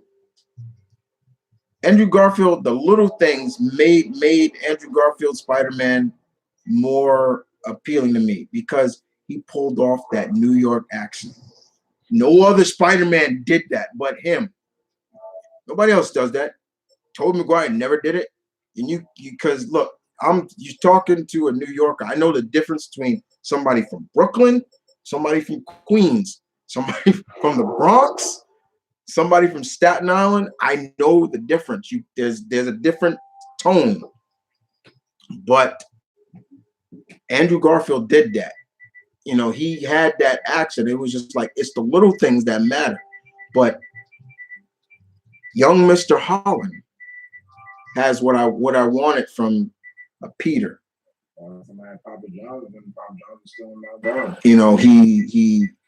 He got his quips. Yeah. He acts like Spider-Man in terms of like cracking the jokes and people talk, would you shut up? Like when he was cracking the jokes and people, does this kid shut up? It's like, that's Spider-Man. That's the Spider-Man I've read for over 20 years. The reasons why he cracks the jokes and got people off their game, and I give him a lot even more credit for saving Spider-Man. Like, he was drunk when he did it, but yeah, I give him nothing but credit. But I give all the people who play Spider-Man, my favorite hero of all time, I give them a lot of respect. I don't hate Tobey Maguire as Spider-Man. There were some things about him. He was too serious at times. But I will always love, especially the second Spider-Man, the most. I've always said Andrew Garfield was just Spider-Man at the wrong time. He was just Spider-Man at the wrong time, but the little things he did, it was work. And Emma Stone as Gwen, I loved her as Gwen. So, the Spider-Man now, yes, there's a lot of issues. There's some issues with it. One of the biggest, the issues that I have with the MCU Spider-Man doesn't even have to deal with the fact that they have not mentioned Uncle Ben or anything like that. Because I'm like, you know what? That's not bothering me because we know his origin. I get that. What bothers me is the supporting characters. I don't like the guy who's Flash Thompson. I'm like, I look at him as Flash Thompson, and I'm like, this is the guy that's supposed to be bullying Peter. I look at him, I'm like, Peter could fuck this guy up even without even using his powers. Like, I'm like, man, I don't mind Ned Leeds, even though basically he's mixed with Genki, which I'm not, but I have issues with those types, the supporting characters. I don't mind Zendaya as, I don't even consider her Mary Jane because she's not. Her name, she just called MJ, but her real name is Michelle.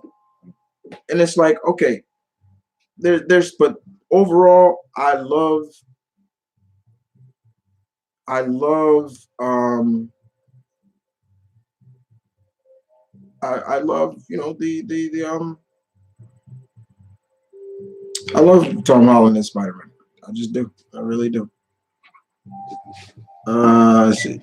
They need to bring the classic yellow suit for Wolverine in the next, either his yellow suit or his brown suit, because they were going to do the brown suit in the Wolverine. There's an end where he had the suit. Yukio gave it to him. Mariko made it for him, and you never seen it again.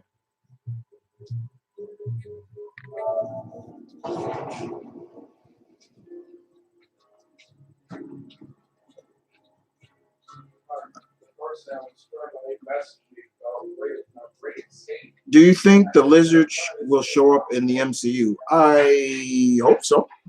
I really, right now, I don't want to see villains we've already of Spidey's Road Gallery that we already seen already. I want villains that we have not seen. That's why I loved Mysterio. I loved I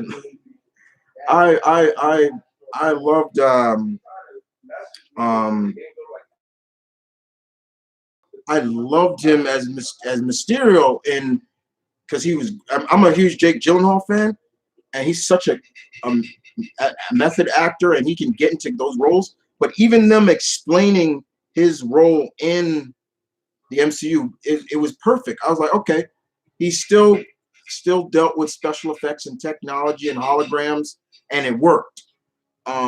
They still kept the essence of Mysterio, but I loved him in that role. He fooled a lot of people, I didn't fool me. I knew, like, people were like, oh, you can trust.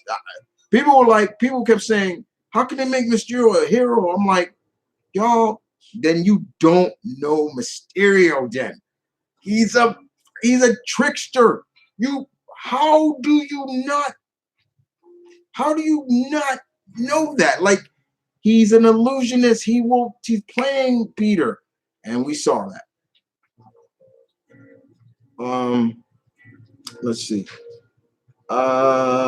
People are gonna get the way. What's up, Black Lightning Zero? What up? Did you watch SNL? Everybody's talking about. Yes, I did. Do you think Spider-Man being taken out of the MCU would have hurt? It could have hurt, yeah, because he's becoming such a big part of it now, and that you end his run in the MCU with that cliffhanger ending of the world knowing that Peter Parker and Spider-Man are one. That was like, wait, what? Like, now he's gonna jump back. It was like, wait, no. Wait a minute. What? I should have had this trophy. Oh, okay. Crawl your way out through the hatch. I should have I've done that before. I think all the deleted scenes with Hulk in Infinity War and Endgame should have kept. Yeah, there was a lot of there's a lot of deleted scenes in those movies. Like, there was going to be another fight with Hulk and Thanos, and I would have loved to seen it. There's a couple of things. I predicted the next Spider-Man movie that they're gonna bring in a popular villain like Goblin or Doc Ock. Goblin, I mean, it's inevitable because that's Possible new NBA season. that Goblin. I'm not gonna say anything because that's Spider-Man's arch nemesis. It's like trying to get rid of Joker for Batman. Okay, but to me, this would be the perfect opportunity to bring in Craven. We have not seen Craven the Hunter yet, and I want to see Craven so badly. That's my favorite Spider-Man villain. To me, he's one of Spider-Man's deadliest villains. Norman Osborn, Green Goblin has done a lot of things to Peter, emotionally and physically at sometimes, but Craven has been that villain that you like. Peter fights him, he knows he's always in for a war, and I love Craven. But there's gonna during Thanksgiving. Sorry. There's gonna be an in-game tournament, an in-season tournament. Rick, I want to see Craven the Hunter. What are your thoughts on JJ, and the Daily Bugle and MCU? I knew they were gonna do that. There's no reason. I had no issue with the best teams that are in the week and are in the West. I had no issue with this is not going to end. I had no issue with J.K. Simmons coming back. The Daily Bugle is in the MCU. Kind of feels more like how it kind of feels like how the Daily Bugle is portrayed somewhat in, or JJ is portrayed in the Spider-Man video game, which is fine. I had no problem with that. So yeah, him coming back as JJ was great. I was like, yeah, it was like I couldn't see anybody else playing that role. Like I really couldn't. There was not a lot of people I could see playing that role of J. Jonah Jameson, and me really like, yeah, that's JJ. I'm just saying. So J.K. Simmons coming back was fine. I got no problem with that, Rick. Who is Spider-Man's most popular villain? Green Goblin's definitely up there.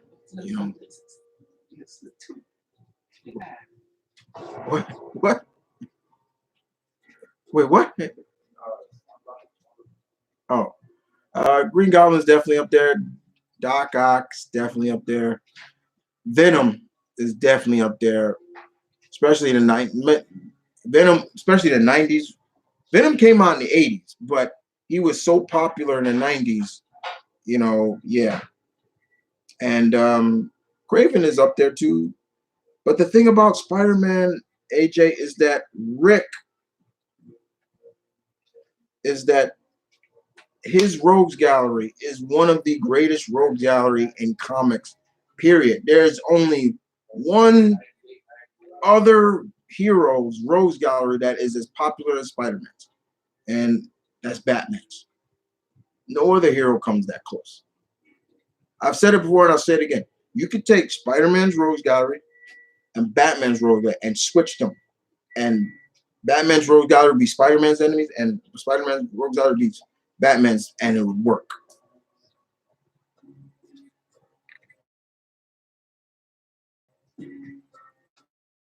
Imagine on a do with Spider-Man.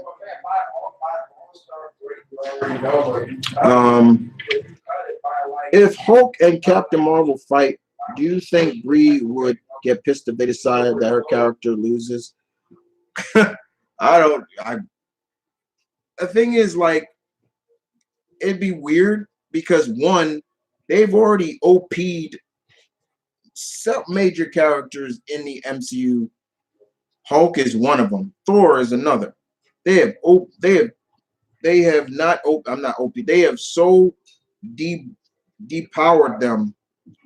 Strength-wise is crazy. Like Thor, Hulk are two of the most powerful heroes in the MCU in Marvel Comics, and it's a shame that they're that depowered. Like, heck, look at this NFL season. There's still I just talked about how I don't like MCU's Thor too much because he relies too much on the hammer. and he does. He relies so much on that hammer. It's like if you read Thor, you could see he doesn't always need the hammer. But yeah, you know, Captain Marvel. With Captain Marvel, she's powerful too. But they just needed to make a statement with her, you know, being like she's the Amo match.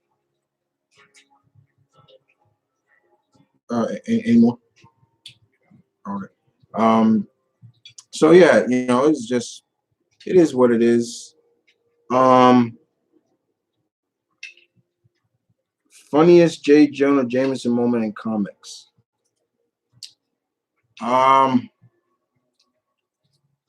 I think when he got mad at Peter, when Peter exploited himself after Civil War, and he fired Peter when Peter wasn't even working for the Bugle, and because basically he found out that he was getting punked, or in a sense, because Peter was exploiting.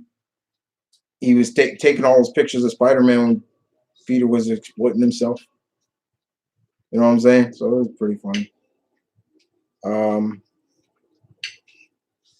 That was pretty. I thought that was hilarious to me.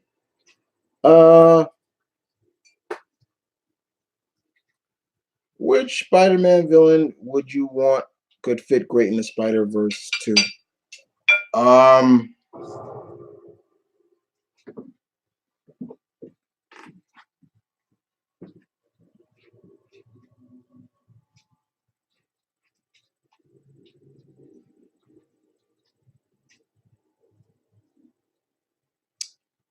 they might do Moreland. They might do it. I don't. It'd be interesting if they do it, but Moreland definitely could be it. Um, Moreland definitely could be it. I'm just saying they could they could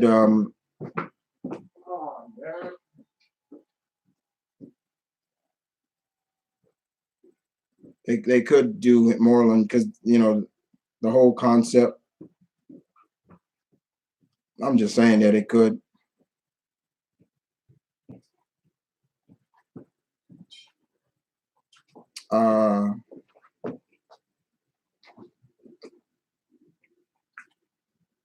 So they could do those the you know the vampires that kind of try to take Spider, which I don't really like.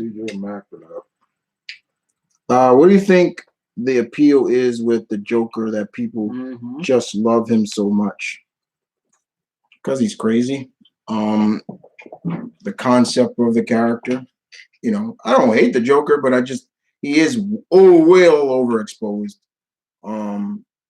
But you know, he is the Joker. You know, my love for Joker comes from like we don't know his origin, and that was always my biggest issue with a movie about him. Like you're telling the origin now, like I don't need that. Like I like the fact that his origin is shrouded in mystery.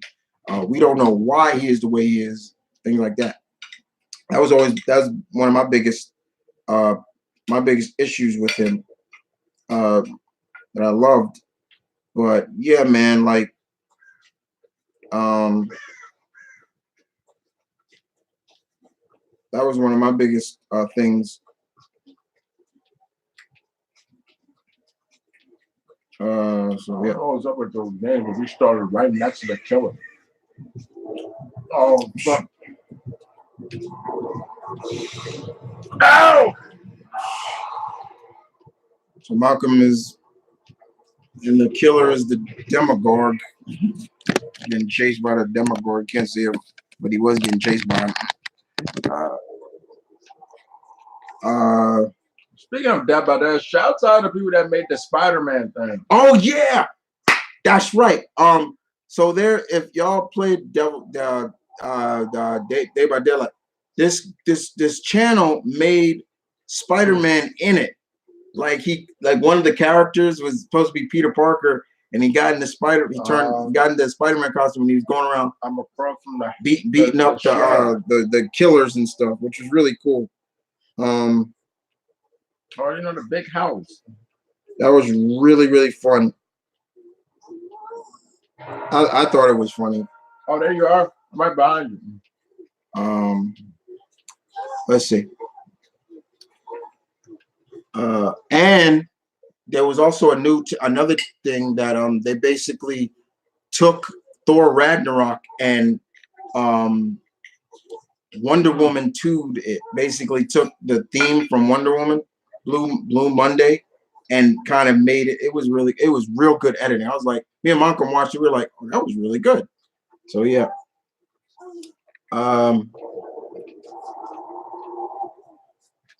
What are your top 3 rogues gallery from each hero? $15 is too much for a pair of 4 underwear. Yeah, that's how much it costs. Yeah, it goes from 15 to 20. Target and stuff. Favorite rogues gallery from each hero. Top 3. I don't like Hanes on, but I'll just go to TJ Maxx and get it for $9. My favorite top 3, definitely Spider-Man. Definitely What the? Spider-Man. Uh-oh. Here comes this idiot. Batman and nope, not today. I'm gonna go and definitely I'll say X-Men.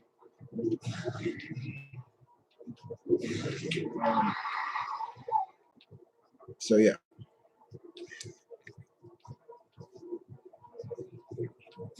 Ouch.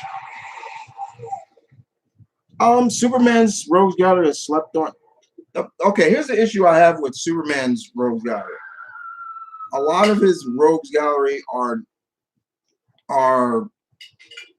similar to how I feel about Iron Man's rogues gallery. They're just him. Or you need a villain that is almost at his level to make them a threat. Don't get me wrong, you know, I love Brainiac. That's my favorite Superman villain. I love Brainiac. My top 3 favorite Superman villains are Brainiac, Parasite, and who's the other one?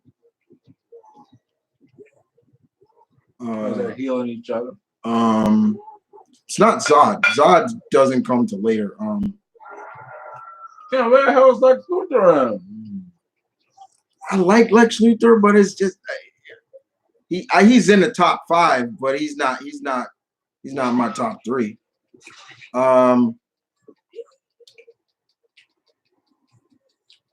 Darkseid. Here we go. Even though Darkseid is kind of a DC villain, but he does seem to have beef with the Kryptonian the most. Out of everybody else, it's the Kryptonian. Oh boy, look, here they come. Not sure if you answered this, but would you? I have answered that. You asked me that to me before. Okay.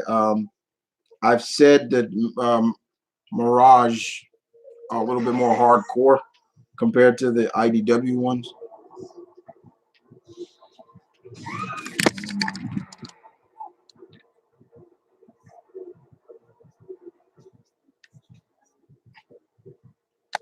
Anytime that music starts bumping like that, you know the demagogue is close. What do you think the Kinder is in the recent Spider-Man cover? Oh, it was iffy with it. I knew what they were trying to do with it.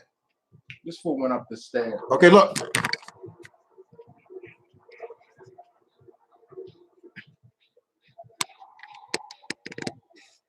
I'm trying to get y'all to see the demagogue.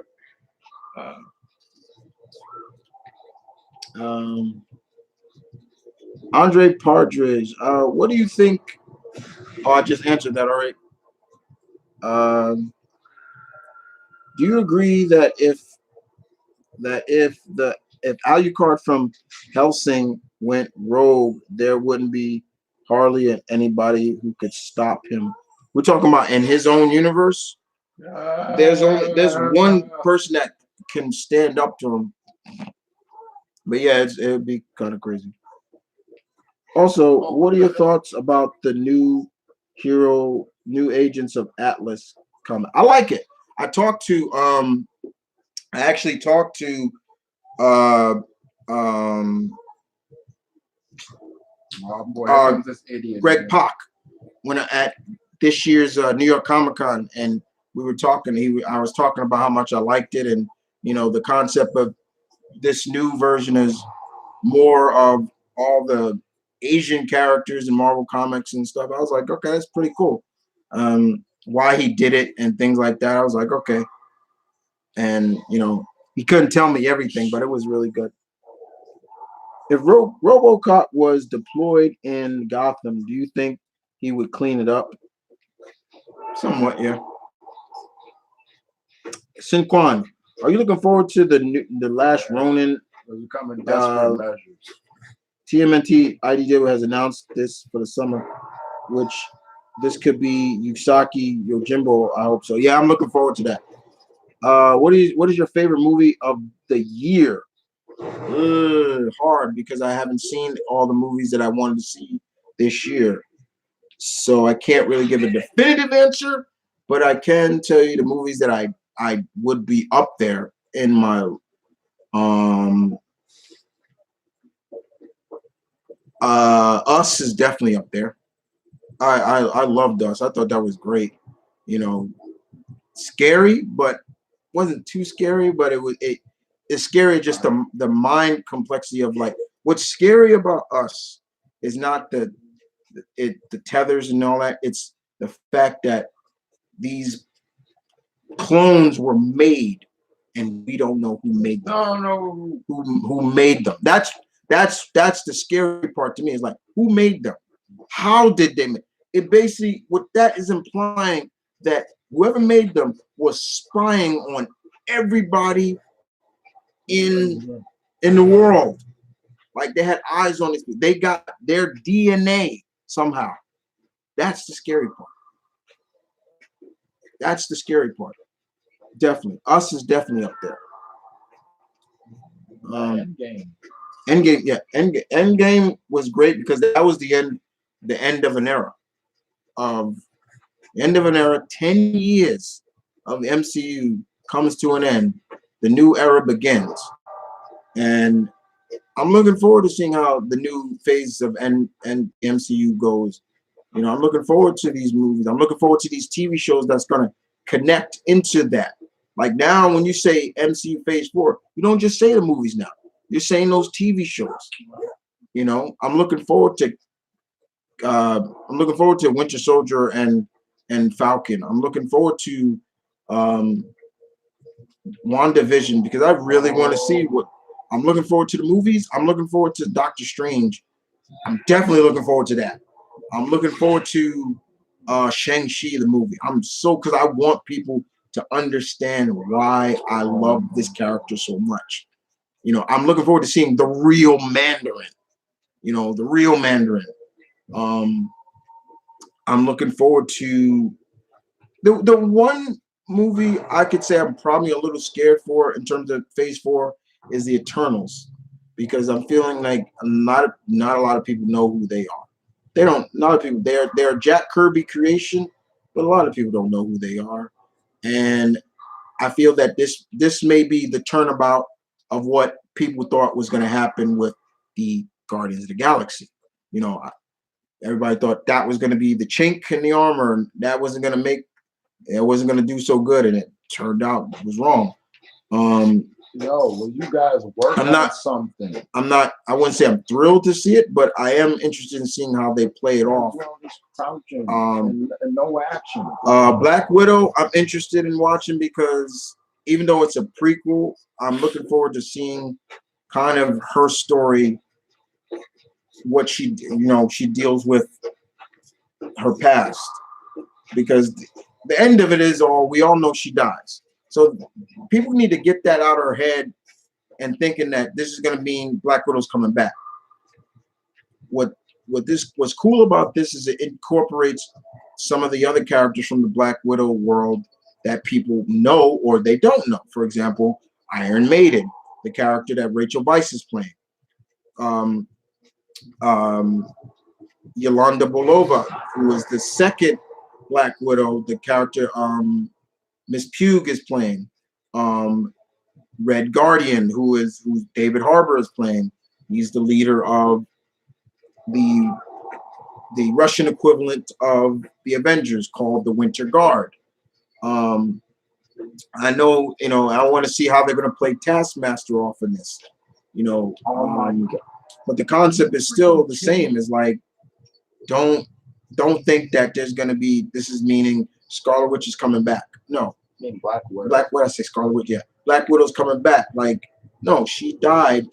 Her story came to end, and what I love about it is that how this person's finding. She died sacrificing herself for the greater good. She died a hero. She died a hero. She didn't die, if you watch that trailer back, that trailer is structured so well in terms of like her talking. Oh my God! Talking about family. She found a family and things like that. So I'm really interested in that, and because my biggest belief is simple. Damn, I got lost. My biggest belief, guys, is simple: is that she, Yolanda, is gonna die, and hence that's why. Remember, this movie takes place after Civil War.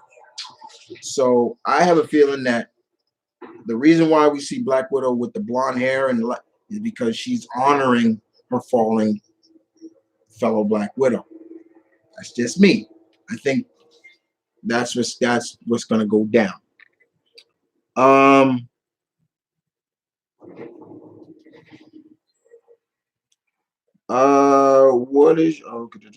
If Mike Myers was captured by Batman, do you think he would go to Blackgate or Arkham Asylum? What do you think? Yeah, what? What do you think? To be quite honest, he'd probably get executed. To be quite honest, that's an exception. That's the case where Batman makes the exception, that whole no killing thing. Yeah, like, he might have to kill that because like in some ways, I can't do it. if he did, then he's going right to Arkham. And he's gonna have to be under lock and key all the time. But Blackgate, well, we saw that in 2018 that can be done. The only reason why things went awry because the freaking crash. Yeah. So, yeah. You can. I'd say he's going to Arkham. He's going to Arkham. Joker is my favorite movie of the year. The Irishman is right behind it. I've not watched The Irishman. Look, I like Martin Scorsese movies, but it's just like, to me, there's only so many gangster movies I can see. I'm like, all right, okay. A lot of this is probably the last time you'll see De Niro and them together. So, but I am gonna watch it because it is like De Niro and Joe Pesci and all of them together. So I definitely have to watch it. Endgame is my number 3, which is great. So since Shang-Chi's father is going to be the Mandarin in the MCU, is he going to be related to? Now, first of all, they have never said that. I don't remember them saying that Shang-Chi is related to the Mandarin. They never said that. I don't remember them saying that. That's just a theory that a lot of people are thinking. Oh, it's like Chris Golden. I'm just saying. Who do you think should play the English voice for Brawley now that his original voice actor has been fired? I don't care because I don't really care about the English dub for Dragon Balls. I don't. No offense, I really don't. I listen to them in their original subtitles. I don't like their. If anything, just have if I was to say anybody, Okay. I would say Johnny Young Bosch. There you go. How about that? It's late. Okay. We'll see you later. Once again, happy holidays. Thanks, Rick. Thank you for coming through. Happy holidays, dude. From Australia, one of my Aussie Pack members. I don't like that they made Black Widow and Hulk romance a once and done thing without expanding on it. I don't like the fact that they did it in the first place. There you go. In my opinion, trying to do a Beauty and the yeah, I know they were trying to do a Beauty and the Beast thing, but I didn't like it in the first place because it was like every time I saw that, I'm like, yo, Bruce, what about Betty? What about Betty? Like, what the? Wait, what? But don't get me wrong, I liked. Big man. Don't get me wrong. Yeah, I was like, what about Betty? What about Betty Ross? You know, that was my biggest issue. Good night, Merry Christmas. Merry Christmas, AJ. I feel it's too late to bring the Mandarin now that Tony is dead.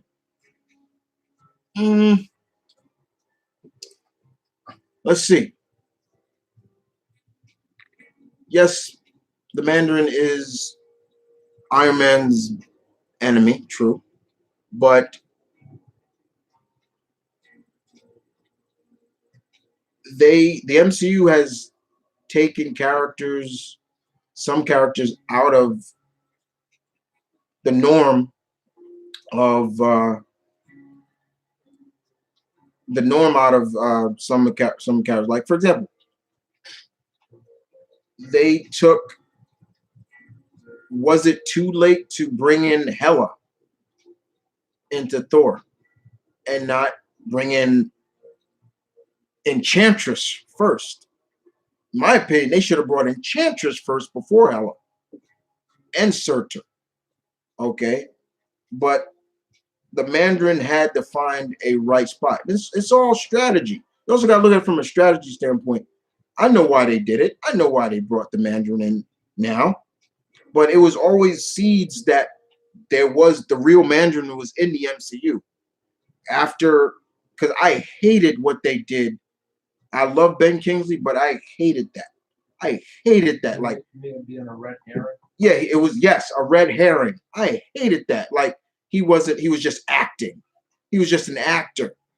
And so pretty convincing. A good convincing one. So when they did that short, and basically they told him, like, the real Mandarin is looking for you. Like, he wants to talk to you. I'm like, ooh, he's gonna kill you.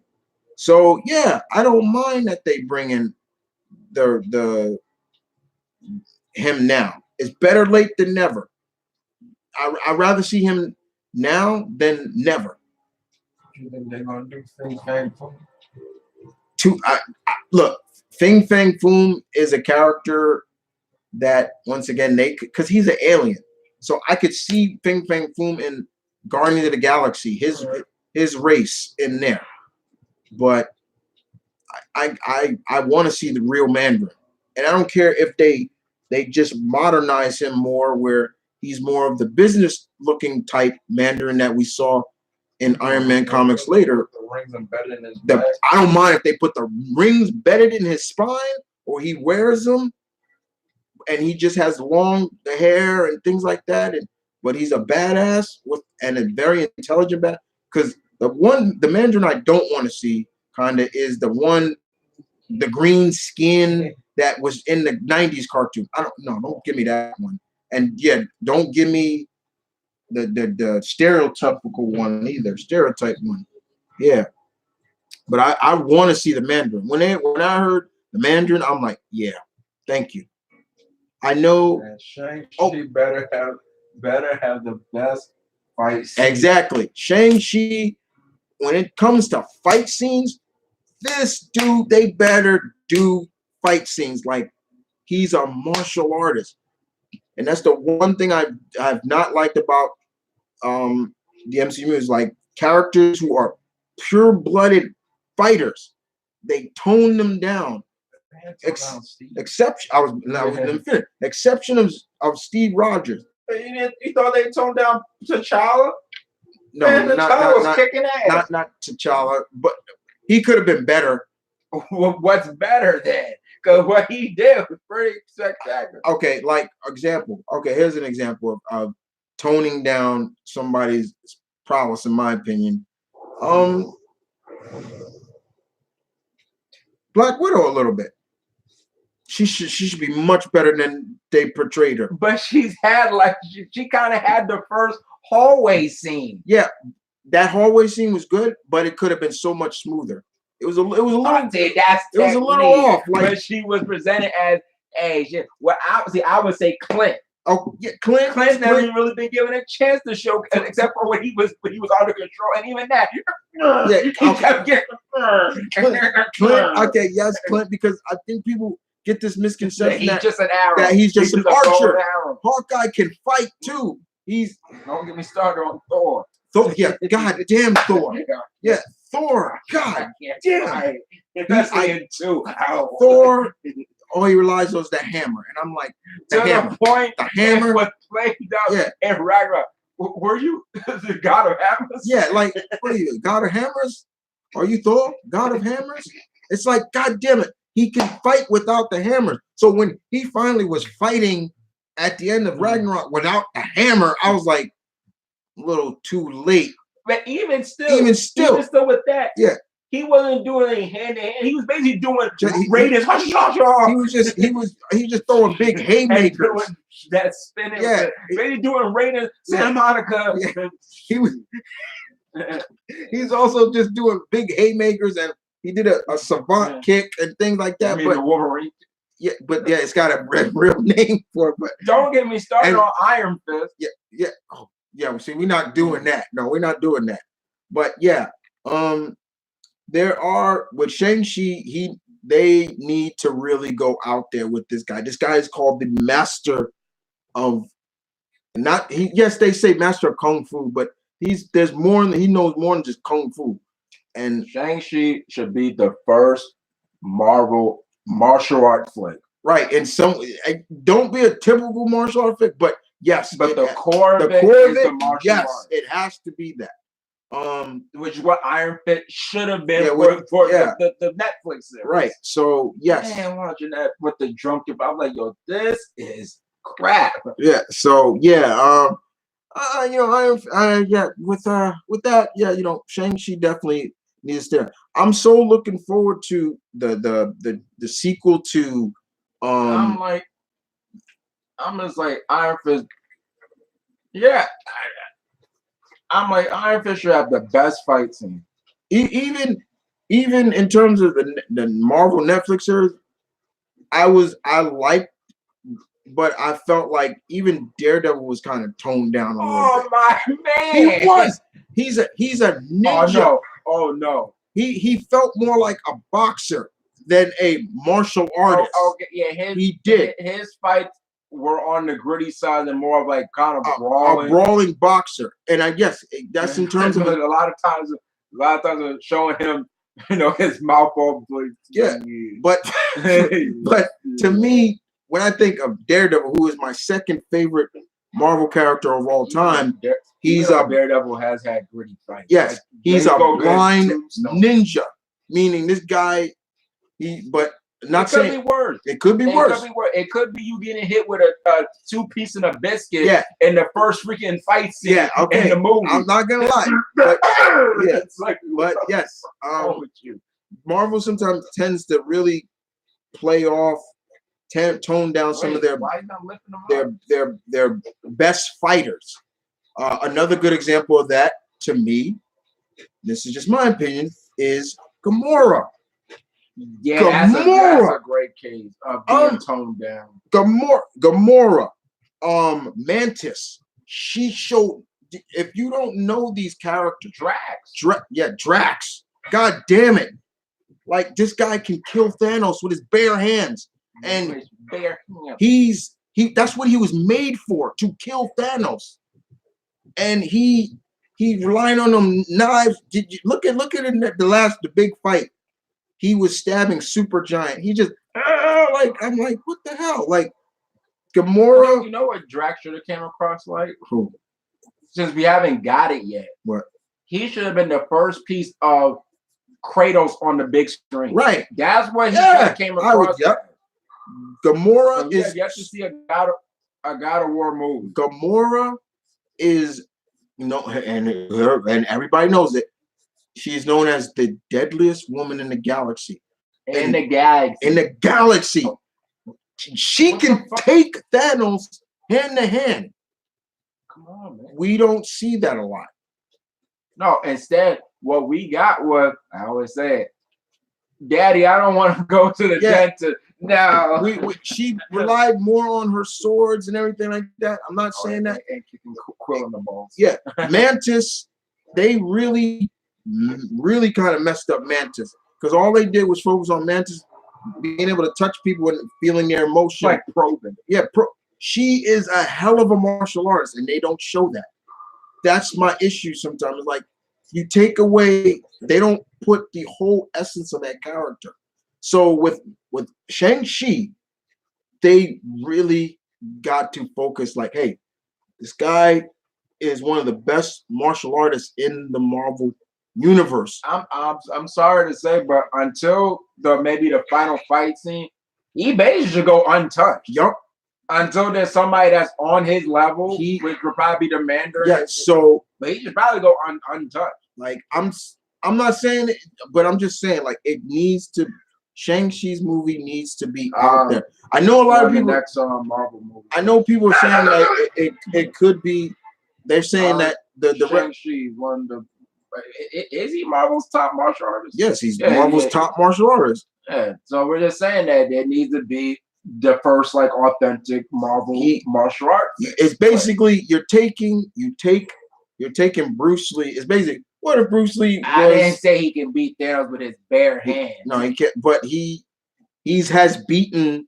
No, he's not going to beat Thanos. No, but in terms of like if anybody else, like not Thanos, he can hold his own. He has beaten superpowered heroes and villains with his bare hands. No, he hasn't. He beat Thing. But Thing gets beat. I'm sorry, Thing gets beat up. No, see, he beat Thing. He beat Dr. Doom. He's beaten Wolverine. He taught Spider-Man martial arts. That's true. He taught Spider-Man martial arts, and then even taught Spider-Man to create his own martial art, the way of the spider. Like, this dude is. When people want to say he beat Dr. Doom, he beat Dr. Doom. Is Dr. Doom even good at hand-to-hand? Yeah, but Dr. Doom is such a threat that you got. First of all, you have to get past that armor, which is laced with magic. And his army. Yeah, he broke Dr. Doom's. He's even taken Karnak to the limit. Karnak. The inhuman Karnak that knows your weak point. I like Karnak. I like the Karnak, but the really thing about his name does sound like it's an ultra version of Raid.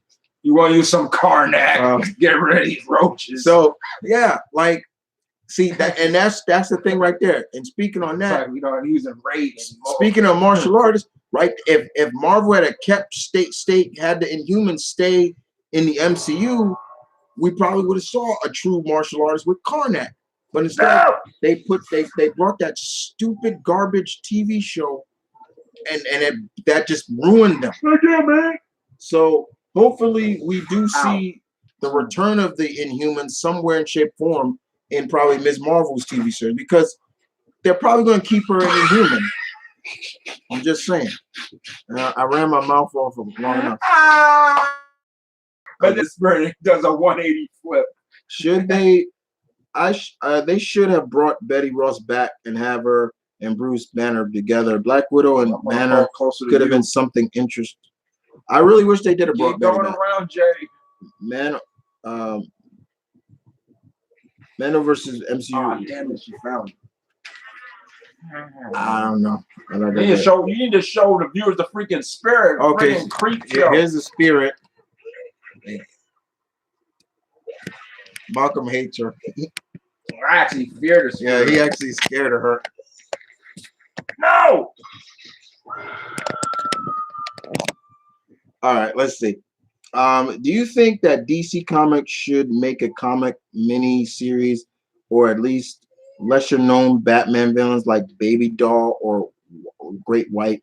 Well, the thing about Baby Doll is she was an exclusive character. Oh. Only in a TV show. She was not This ain't gonna work. I would love to see somebody. I talked about this before, bringing in characters and transitioning them into the comics that came from the animated series, like Baby Doll for sure is definitely one of them. I think she would be an interesting character, and people could play with that. And people, you're not on struggle. Excuse me. And people could play with that character because here's a character who has a real disability. I was going to say, damn it, that I've seen. There are a few actors and actresses, well, actors, especially from the '80s, that suffered that condition. Gary Coleman had it, where he stopped growing, and he still looked very young. Emmanuel Lewis, who played Webster. Man, was still alive. Yeah, he's still alive. He had that condition. Here's this character, Baby Doll, his name is Mary Doll, comes from a TV series where she kidnaps her old, which I love I love that episode where she kidnaps her old cast members and tries to recreate what she had with them, and then she takes it to the extreme with the likes of one of the cast members who played her cousin. What was her cousin's name? Whoopi, Timmy, Itchy, something. I forgot the name. But she got really upset about that, and then she was going to kill him. Like, then you see where the Batman-esque villain comes in, where we all say almost all the Batman villains have a twist to them that you can understand why a psychiatrist would have a record rewarding career with just one of them, just trying to figure them out. Baby Doll definitely is one of them I like because, yeah, she had that issue, like, yeah, she never grew. And remember when she looked herself in the mirror in the funhouse, she saw what she should have been or what she sees herself as. And then she saw Batman. She's just like, why don't you let me believe again? But she kidnaps her old, and she's even talking back in her old speech and everything again. And it was a touching episode. That episode was really sad to watch because you're just like, yeah, about that. It was just like, Batman is trying everything he can, to ensure her, look, I know you're scared. And that's what he said. He even said it. He's like, don't run away. Like, I know you're scared, confused. I can help you. And then she starts kicking him and hitting him. Yeah, but it's just like it was different. It was a different episode. But then they kind of ruined it in the New Adventures where she joins up with Croc and it just ruined it. That was the new animation. Yeah, the new animation, and I didn't like that. I was like, a lot of you got effed over with the new animation. Yeah, the new animation did not. The new animation did not make some of his villains like. I didn't like Croc's look in that. I like Scarecrow's look. Scarecrow looks scary. I was like, he had that noose around his neck, like he literally got hung. Disturbed. He looked very disturbed. But when they brought the New Adventures of Batman, I didn't like when they brought Babe because all her effects of kind of being more of a sympathetic villain was gone. It was gone. I was like, now she's just a typical villain anymore. Even when they did the new episodes, they kept that still with Mr. Freeze, one of my favorite villains, Batman villains. They still kept that, even when they found out Mr. Freeze was technically a cyborg. The only thing that was alive was his head, basically. But they took away the essence of being sympathetic for her. She wasn't trying to. She was confused, but she wasn't. You know what I'm saying? She wasn't like bad, like the Joker or Harley Quinn or something like that. She wasn't. Yeah, thank you. She wasn't necessarily evil. She was more just disturbed. Like she wanted to remember the good days that she had with this surrogate family she had. and she did have this bad condition. That does happen. It has happened. It's real. It's a real condition, where people will have this condition where they look younger. Basically, their growth gets stunted. Yeah, their growth gets stunted, or they don't look. And then there's even a different version where the body ages so rapidly that they have the body of let's say an 80-year-old, but they're still like a kid. I've seen there's a little boy. Huh? Robin Williams was one of the first. Yeah, Robin Williams was like, but there's a real boy who has that condition. He has like an 80-year-old body, but he's still like an 8-year-old boy, and they're saying he's gonna die, and it's like, god damn, like, so yeah, I would love to see Baby Doll get transitioned into. The problem is finding a good writer that can make you, because I remember talking to Charles Soule at, I think, this year or last year's New York Comic Con, and I asked him about people. He even said, I would love to write Batman. And as far as I'm concerned, I would love to see Charles Soule get on Batman, because what he did with, go look at Charles Soule's work with Marvel, his Daredevil run, his Star Wars run, anything. He's done such a great job. I would love to see. I think he would do even just as good a job as Tom King. And I know a lot of people don't really like Tom King's work that much, or especially his Batman run. But I think Charles Soule could nail Baby Doll and give her a very sympathetic, but also that very disturbed, like, oh my God, like she's really disturbed. And you feel for her, but then it's like, same thing with Mr. Freeze. You felt for Mr. Freeze. It's like, okay, this happened to him. He loses his wife. Then he saves her. But then when they did the New 52, they took all that away. And just made him just a homicidal stalker. Nora Freeze was never his wife. He killed his mother, pushed her right into a frozen lake. I'm like, you just fucked over you just fucked over Mr. Freeze, and now, and that's why you seeing like all these changes, like New 52 never happened or something. Like, there was a lot of bad with New 52, and there was some good, and that's what I always tell people, like, there was some good. One of them being what they did with Aquaman. They really turned Aquaman around for the best. A lot of people, but Aquaman has always been the butt of a lot of people's jokes, a lot of superhero jokes. I've had a lot of respect for Aquaman, but I've heard it like, oh, he doesn't talk to fish, and Jeff Johns brought that up, like, you're eating fish, and he's like, yeah, I eat fish, like, things like that. But it is about, if not Charles Soule, I hate to say it, but yes, I can see Gail nailing Baby Doll. My friend Gail Simone, I could see her nailing that character. Like, I could do something with that character. I could see her, because she is a master at taking lesser known characters and turning them into gold, or making them going from D to A. You don't buy that? Go read her Secret Six. Look at what she did with Catman. She made Thomas Blake into a badass. She gave more character depth to Bane than anybody before her.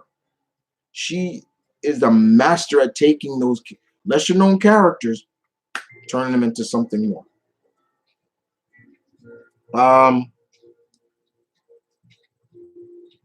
Would you like to see Beta Ray Bill in the MCU? Yeah. Well, he's in the MCU. We just need to see him full figured. Why do you think MCU toned down characters like the Hulk?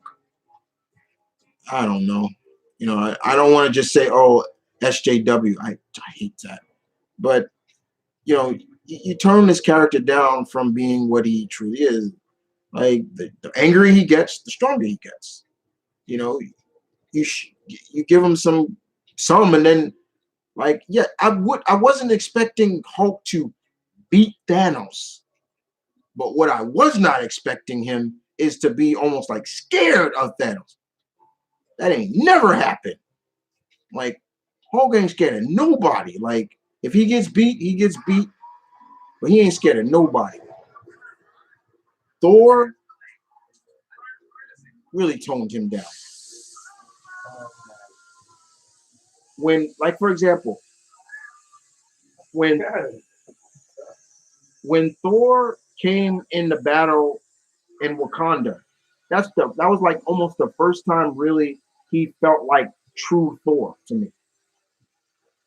But the scene where Carol Danvers took out Thanos' ship, I could have seen Thor doing that. I'm like, Thor could have did that. Nope. And don't get me wrong, it was a badass scene to see, Carol come and just take out that ship just like that. But we saw other characters like showcase how good they are, but it's just I don't know. That would be a question I would literally ask Feige. And why did you tone down a lot of the heavy hitters in Marvel? Thor, Hulk, you toned them down. Why? That's why in some ways I'm scared for other heavy hitters. Like if they introduce, like say, Blue Marvel into the MCU, I'll be scared. I'd be scared. Like, yeah, they're gonna tone that character down. I'm scared. Well, we don't know because she's gonna be in WandaVision as an adult, Monica Rambeau, but I don't know if she's gonna have her powers. And if she does have her powers, she better not be toned down because Monica is a powerhouse.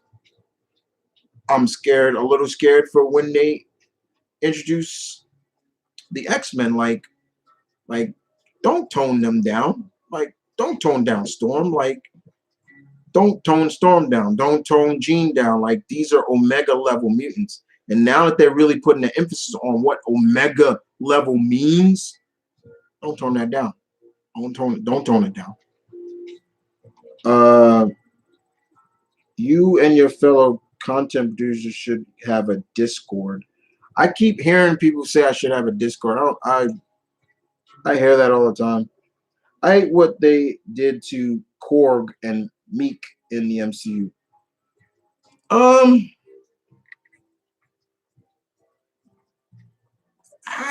I can understand why a lot of people, especially if you read Planet Hulk, and yeah, that I get that. Korg, he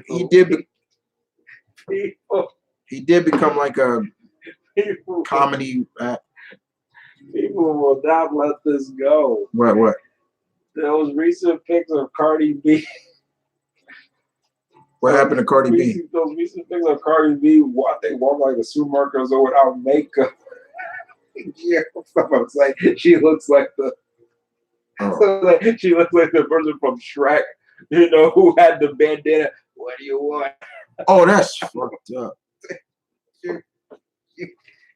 My friend just put, yeah, those butt implants gotta go.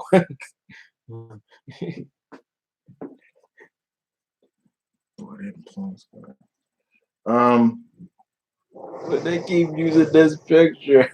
Let's see. Wait. Like, man, you wake up on a bad day. I'm like, yo, you gotta go on. Wait, come on, I hit the button, man. I mean, yes, she's not wearing any makeup. I'm gonna head out now. Happy holidays, man. Thanks, Predator. Thank you. And which character from the Red Dead Redemption games do you like more, John Marston or Arthur Morgan?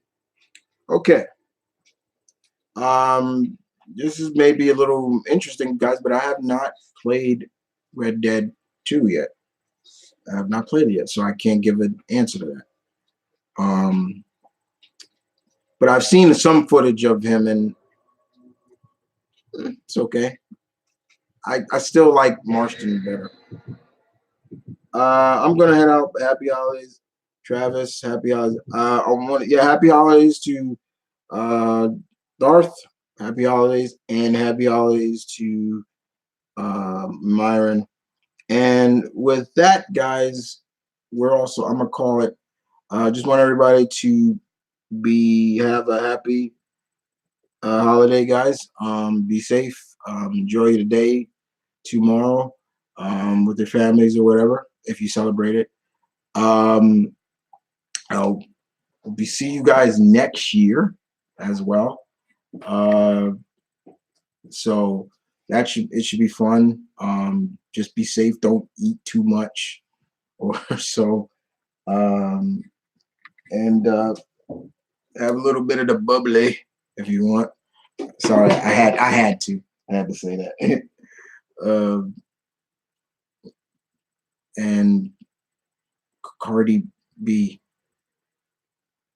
I just saw these pictures of Cardi B without makeup, and that's all I gotta say. Well, my pack. You guys take care. I'll see you guys next time. And live long and prosper. Yeah, I'll do that. Let's do that. Live long and prosper. You guys take care.